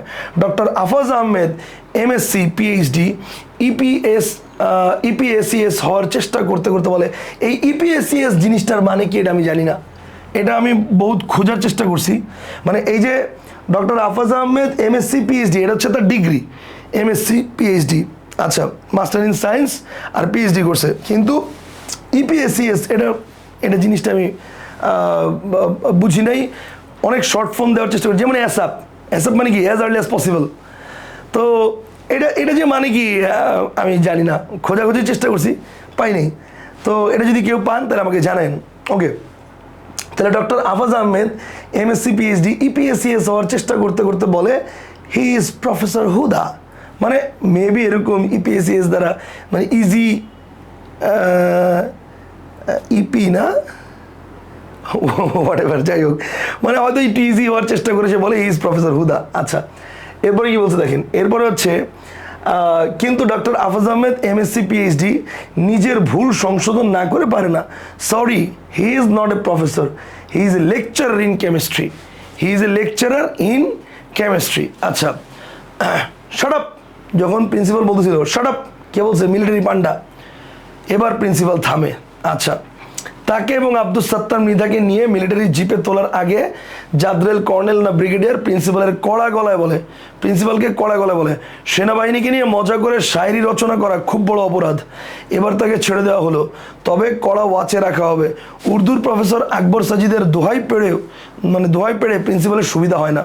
আচ্ছা, প্রিন্সিপাল মিলিটারি বাহিনীকে খুশি করার জন্য উর্দুর প্রফেসর আকবর সাজিদের লিখিত যে কবিতা আবৃত্তি করে তা মূলত মিলিটারিকে ব্যঙ্গ করে লেখা হয়েছিল। এতে মিলিটারির কর্নেল ক্রোধান্বিত হয়। তোপের মুখে পড়ে প্রিন্সিপাল আকবর সাজিদের দোহাই দিলেও মিলিটারিরা আশ্বস্ত হয় না। ঠিক আছে, নুরুল হুদা উদ্বিগ্ন হয়, সাজিদ সাহেব যদি পালিয়ে না থাকে তো তার কপালে যে কি আছে তা এক আল্লাহ জানে আর এই মিলিটারি জানে। তাদের দুজনের চোখ বেঁধে দেওয়া হয়েছিল, মানে নুরুল হুদা এবং আব্দুস সাত্তার মৃধার। জিপ চলছিল এঁকে বেঁকে, মস্ত উঁচু একটা ঘরে তাদের এনে ফেলা হলো। চোখ খুলে দিলে সে আব্দুস সাত্তার মৃধাকে দেখতে পায় না। মুক্তিযুদ্ধের সময় পাকিস্তানিরা কোনো মানুষকে ধরে নিয়ে গেলে চোখ বেঁধে নিয়ে যেত, জিজ্ঞাসাবাদের জন্য। তারা মানুষদের কোথায় নিয়ে যাচ্ছে এর সন্ধান যেন কেউ না পায়, তাই তারা এমনটা করত। জায়গাটাও একেবারে অচেনা, একটা ডেক চেয়ারে সে যে কতক্ষণ বসে থাকলো তার কোনো হিসাব নেই। তার সামনে একটা চেয়ারে এসে বসলো এক মিলিটারি, তাকে ইংরেজিতে নানান প্রশ্ন করে, সে জবাব দেয়। লোকটা চলে গেলে তাকে অন্য ঘরে নিয়ে ফের অন্য একটা লোক এসে তাকে প্রশ্ন করে এবং সে জবাব দেয়। প্রশ্নগুলো প্রায় একই রকম এবং তার উত্তরও খুব একটা হেরফের হয় না। যেমন কিছুদিন আগে তাদের কলেজে কয়েকটা লোহার আলমারি কেনা হয়েছে, ওগুলো বয়ে নিয়ে এসেছিল কারা, এটা একটা প্রশ্ন। সে জবাব দেয় ঠিক। অফিসের জন্য 3টে, বোটানি, হিস্ট্রি, জিওগ্রাফি ডিপার্টমেন্টের জন্য 2টো করে, তার মানে বোটানির জন্য 2টা, হিস্ট্রির জন্য 2টা, জিওগ্রাফি ডিপার্টমেন্টের জন্য 2টা, তার ইংরেজির জন্য 1টা, তার মানে এখানে 3 দুগুণে 6, ইংরেজির জন্য 1 7 আর অফিসের জন্য 3, মোট 10টা। সর্বমোট 10টি আলমারি কলেজে নিয়ে আসা হয়েছে। এত কথা বলার দরকার নেই তার, ওই আলমারিগুলো নিয়ে আসা হয় কয়েকটা ঠেলাগাড়ি করে। ঠেলাগাড়িওয়ালাদের তো সে ভালো করেই চেনে। এই কথাটা বলতেছে কে? ওই যে মিলিটারি। নুরুল হুদা জবাব দেয়, তাদের সে চিনবে কোত্থেকে, তারা হলো কুলি, সে একজন লেকচারার, সে চিনবে কীভাবে? অভিযোগ অস্বীকার করে নুরুল হুদা বলেন যে পেশাগত দিক থেকে কুলি ও তার মধ্যে বিস্তর ব্যবধান আছে, তাই স্বাভাবিকই তাদের মধ্যে যোগসূত্র থাকার সম্ভাবনা নেই। তাহলে সে তাদের সঙ্গে এত কথা বলছিল কেন? আবার জিজ্ঞেস করে মিলিটারি। প্রিন্সিপালের আদেশে সে আলমারিগুলোর স্টিলের পাতের ঘনত্ব, দেরাজের সংখ্যা, আকার ও তালাচাবির মান, রঙের মান প্রভৃতি পরীক্ষা করে দেখছিল, তার দায়িত্ব ছিল, এই জন্য সে এত কথা বলতেছিল। ওকে, মিলিটারি শান্ত গলায় তথ্য সরবরাহ করার ভঙ্গিতে বলে, মিসক্রিয়েন্টরা কলেজে ঢুকেছিল কুলির বেশে। এটা তার চেয়ে আর ভালো কে জানে। তারা আজ ধরা পড়ে নুরুল হুদার নাম বলেছে। তাদের সঙ্গে তার যোগাযোগ নিয়মিত, সে গ্যাংয়ের একজন সক্রিয় সদস্য। মানে এটা হচ্ছে নুরুল হুদার প্রতি তার অ্যালিগেশন মিলিটারির। ঠিক আছে, মিলিটারি অ্যালিগেশন দিতেছে, মানে ওটা কি বলে, দোষ চাপাচ্ছে আর কি, যে তুমি মিলিটারি মিসক্রিয়েন্ট লোকরা ধরা পড়ছে সকালবেলা, তো তারা বলছে তুমি তাদের গ্যাংয়ের সক্রিয় সদস্য। ওকে, আমার নাম সত্যি বলেছে, আমার নাম। এবার নুরুল হুদা চিৎকার করে উঠছে। আচ্ছা, আমার নাম বলেছে। নুরুল হুদার হঠাৎ চিৎকারে মিলিটারি বিরক্ত হয় না, বরং উৎসাহ পায়। উৎসাহিত মিলিটারি ফের বলে, কুলিরা ছিল ছদ্মবেশী মিসক্রিয়েন্ট, তারা কলেজের টিচারদের মধ্যে নুরুল হুদার নামই বলেছে। আচ্ছা, সেনাবাহিনীর সরবরাহকৃত তথ্যে সে জেনেছে তার কলেজের জন্য কৃত 10টি আলমারি, যেগুলোর মান পরীক্ষার দায়িত্ব ছিল নুরুল হুদার, সেগুলোর বাহক কুলিদের মধ্যে মুক্তিযোদ্ধা লুকিয়েছিল। এদের একজন ধরা পড়লে নুরুল হুদার নাম বলেছে এবং তার সাথে মুক্তিযোদ্ধাদের নিয়মিত যোগাযোগ ছিল বলে জানিয়েছে। এতে নুরুল হুদা বিস্মিত হয় এবং মুক্তিযোদ্ধারা তাকে চেনে ও তার উপর আস্থা রাখে এমন উপলব্ধি করে উৎফুল্ল হয়ে ওঠে। মানে আসলে কিন্তু নুরুল হুদার সাথে তাদের কোনো যোগাযোগ নাই। কথা বুঝতে পারছেন? মানে এটা হচ্ছে যখন মানে, এবং মিসক্রিয়েন্টরাও কিন্তু নুরুল হুদার নাম বলছে, ব্যাপারটা এরকম না। মিসক্রিয়েন্টরাও কিন্তু নুরুল হুদার নাম বলছে, ব্যাপারটা এরকম না। এটা হচ্ছে ওদের একটা ট্যাকটিক্স, যে মনে করেন তোমার নাম বলছে, তোমার মতামত কি সম্পর্কে। মানে অনেক সময় আমরা বন্ধুদেরকে অনেক সময় ঘাবড়াতে, কিরে তোর সম্পর্কে যা শুনলাম এটা সত্যি নাকি, তখন দেখবেন ও কনফিউজড হয়ে যায়, কিরে কী শুনছে আমার সম্পর্কে। অনেকে আবার বইলাও দেয়, হ্যাঁ দোস্ত যা শুনছো সেটা আসলে সত্যি, আমার আসলে রেজাল্ট খুব খারাপ হয়েছে, কিন্তু আপনি কিন্তু কিছুই শুনেন নাই। আপনি কিন্তু গাই বলছেন কি যে কিরে তোর সম্পর্কে যা শুনলাম তো সত্যি নাকি রে। তাহলে ব্যাপারটা হচ্ছে মিসক্রিয়েন্টরা হচ্ছে মানে সরি মিলিটারি লোকরা হচ্ছে মানে ওই অন্ধকারে ঢিল মারতেছে, ঠিক আছে, যে মিসক্রিয়েন্টরা ধরা পড়ছে, মিসক্রিয়েন্টরা তোমার নাম বলছে, নুরুলহুদার নাম বলছে। এখন নুরুলহুদা কি বলতেছে দেখেন, মুক্তিযোদ্ধারা তাকে চেনে, কিন্তু নুরুলহুদা এটা শুনে খুশি হয়েছে যে ও আচ্ছা আমার নাম বলছে, তাহলে তো ভালো, আমার উপর তারা ভরসা করছে। ওকে, উপলব্ধি করে উৎফুল্ল হয়ে ওঠে, আমার নাম বলেছে। এই গৌরবান্বিত বিস্ময় মিশ্রিত প্রতিক্রিয়ায় সেনাবাহিনীর সদস্য আরও তথ্য সংগ্রহের আশায় আশান্বিত হয়ে ওঠে। নুরুলহুদা অবাক হয়ে তাকিয়ে থাকে, তারা কি তাকে চেনে? তারা কি তাকে চেনে? আসলে কি চেনে? কেমিস্ট্রি ডিপার্টমেন্টে আলমারি সাজিয়ে রাখার সময় এক কুলি দাঁড়িয়েছিল তার গা ঘেঁষে। তখন তো ঘোরতর বর্ষাকাল, ঢাকায় এবারও বৃষ্টি হয়েছে খুব। রাত দিন এই বৃষ্টি নিয়ে সে কী যেন বলছিল, তাতে কুলিটা বিড়বিড় করে ওঠে, বর্ষাকালেই তো জুত, বর্ষাকালেই তো জুত। এই কথাটা কুলি বলছিল কয়বার? কুলি বলছিল দুবার। দেখেন কথাটা দুবার বলেছিল, তাহলে বর্ষাকালেই তো জুত কথাটা দুবার বলেছিল। আচ্ছা, জুত মানে কি? মানে কার্য উদ্ধারে অনুকূল পরিবেশ। এর মানে কি স্টাফ রুমে কে একজন, এর মানে কি এই স্টাফ রুমে কে একজন একদিন না দুদিন ফিসফিস করছিল, বাংলার বর্ষা তো সালারা জানে না, রাশিয়ার ছিল জেনারেল উইন্টার আর আমাদের জেনারেল মনসুন। দ্বিতীয় বিশ্বযুদ্ধের সময় প্রচণ্ড শীতের কবলে পড়ে হিটলারের বাহিনী রুশ বাহিনীর হাতে পরাস্ত হয়েছিল। বাংলাদেশের প্রবল বর্ষায় তেমনি বিপজ্জনক পরিস্থিতিতে পড়েছিল হানাদার বাহিনী। এখানে সেই বিষয়টিরই তুলনা করা হয়েছে। ওই ছদ্মবেশী ছেলেটা কি এই কথাই বুঝিয়েছিল? তার উপর তাদের এত আস্থা। উৎসাহে নুরুলহুদা এদিকে ওদিকে তাকায়, তার মৌনতা মিলিটারিকে আরেকটু নিশ্চিত করে। কিছুক্ষণ পর, কতক্ষণ পর সে বুঝতে পারে না, মিলিটারি তাকে ফের একই প্রশ্ন করে জবাব না পেয়ে প্রবল বেগে দুটো ঘুষি লাগায় তার মুখে। প্রথম ঘুষিতে সে কাত হয়, দ্বিতীয় ঘুষিতে পড়ে যায় মেঝেতে। মেঝে থেকে তুলে তাকে মিলিটারি ফের জিজ্ঞেস করে ওদের আস্তানা কোথায়, সে খবর তার তো ভালোভাবেই জানা আছে। সে জবাব দেয় হ্যাঁ, আসলে কিন্তু জানা নাই। কিন্তু মানে যখন মিলিটারিরা তার গায়ে হাত তুলছে এবং বলছে যে তোমার কথা বলছে তারা, তখন নুরুলহুদা মনে করছে যে মানে এটা কিন্তু আসলে কিন্তু বলে নাই, কিন্তু নুরুলহুদা আবার মনে করছে কি যে মিলিটারিদের কাছে ওরা আসলেই বলছে নুরুলহুদার কথা। তো তার মানে নুরুলহুদার কথা বলছে, তো নুরুলহুদা তখন এই জায়গায় বিশ্বাস প্রমাণের একটা বিষয় আছে, এই জন্য বলছে যে হ্যাঁ আমার সাথে যোগাযোগ আছে। কিন্তু টিটকারি, ঠিক আছে, নুরুলহুদারও টিটকারি এটা। সে জবাব দেয় হ্যাঁ, নুরুলহুদার সাহস ও আত্মত্যাগের মানসিকতার জাগরণ ঘটে। হ্যাঁ যোগাযোগ আছে, ওকে, কিন্তু আসলে যোগাযোগ নাই। ওই ঠিকানাটা বলে দিলেই তো তাকে সসম্মানে ছেড়ে দেওয়া হবে, এই নিশ্চয়তা দিয়ে তাকে পাউরুটি ও দুধ খাওয়ানো হয়। তাকে ভাবতে সময় দিয়ে মিলিটারি চলে যায়। কিছুক্ষণ পর, কতক্ষণ সে জানে না, মিলিটারি ফিরে এসে বলে মিসক্রিয়েন্টদের ঠিকানা তো তার জানা আছে। সে ফের জবাব দেয় হ্যাঁ। মিলিটারির যাবতীয় প্রশ্নের উত্তর নুরুলহুদা ঠিকই দিচ্ছিল, কিন্তু যখন সে জানলো কুলির ছদ্মবেশী একজন মুক্তিযোদ্ধা বলেছে নুরুলহুদা তাদের গ্যাংয়ের একজন নিয়মিত সদস্য, তখন সে গৌরব বোধ করে, তার চেতনার রূপান্তর ঘটে। মুক্তিযোদ্ধাদের আস্তানা নুরুলহুদা চেনে। মিলিটারি একথার উত্তরে সে বলে হ্যাঁ। কিছুই না জানা সত্ত্বেও এই হ্যাঁ জবাবের মধ্য দিয়ে সে নিজেই একজন সাহসী মুক্তিযোদ্ধায় রূপান্তরিত হয়। মিলিটারির সামনে একজন প্রকৃত মুক্তিযোদ্ধার যে বিপদের আশঙ্কা, তাকে সে অবলীলায় অগ্রাহ্য করে।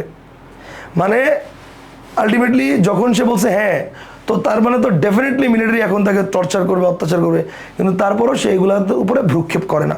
আচ্ছা, কিন্তু পরের প্রশ্নের জবাব না পেয়ে মিলিটারি তাকে নিয়ে যায় অন্য একটি ঘরে।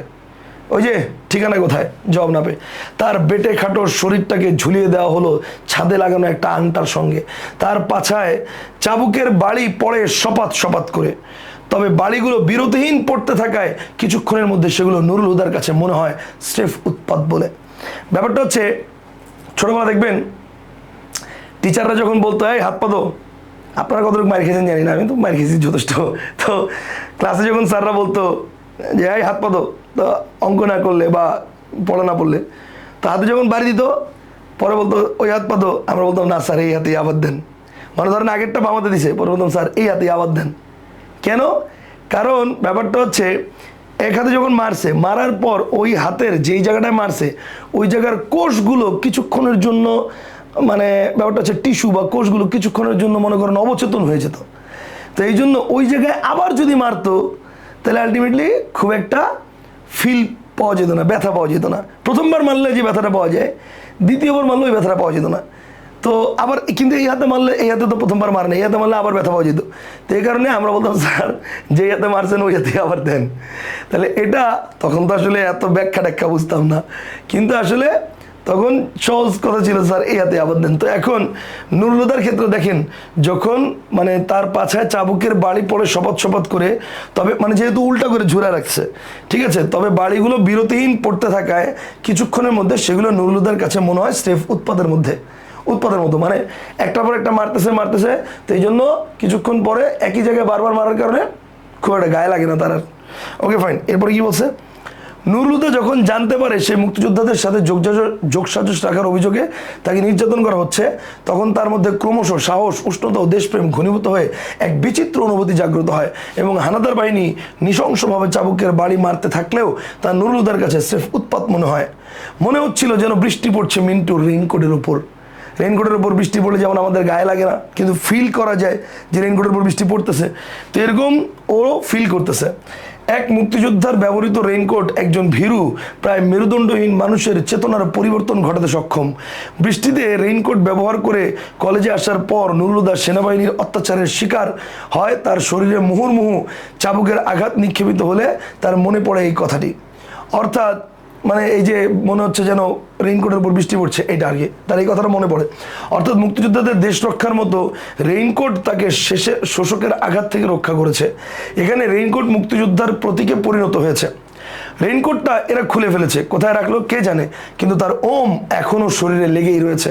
বৃষ্টির মতো চাবুকের বাড়ি পড়ে তার রেইনকোটের মতো চামড়ায়, আর সে অবিরাম বলেই চলে মিসক্রিয়েন্টদের ঠিকানা তার জানা আছে। শুধু তার শালার নয়, তার ঠিকানা জানার মধ্যে কোনো বাহাদুরি নাই। সে ছদ্মবেশী কুলিদের অস্তানাও চেনে, তারাও তাকে চেনে এবং তার উপর তাদের আস্থাও কম নয়। তাদের সঙ্গে তার আঁতাতের অভিযোগ ও তাদের সঙ্গে তার আঘাত রাখার উত্তেজনায় নুরুল হুদার ঝুলন্ত শরীর এতটাই কাঁপে যে চাবুকের বাড়ির দিকে তার আর মনোযোগ দিয়ে হয়ে ওঠে না। তো এই হচ্ছে আমাদের পুরোটা রেইনকোট গল্প। এই গল্পে কয়েকটা বিষয় লক্ষণীয়, সেটা হচ্ছে এই গল্পটা মুক্তিযুদ্ধের শেষের দিকের ঘটনা।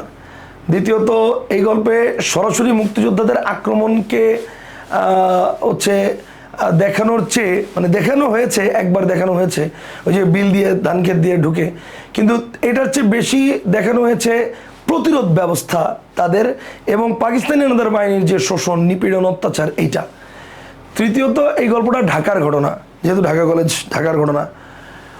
চতুর্থত, লেখক যে ঘটনাটা এখানে বলেছে এটা কিন্তু বাস্তব জীবনের অভিজ্ঞতা, লেখকের বাস্তব জীবনের অভিজ্ঞতা এটা, ঠিক আছে।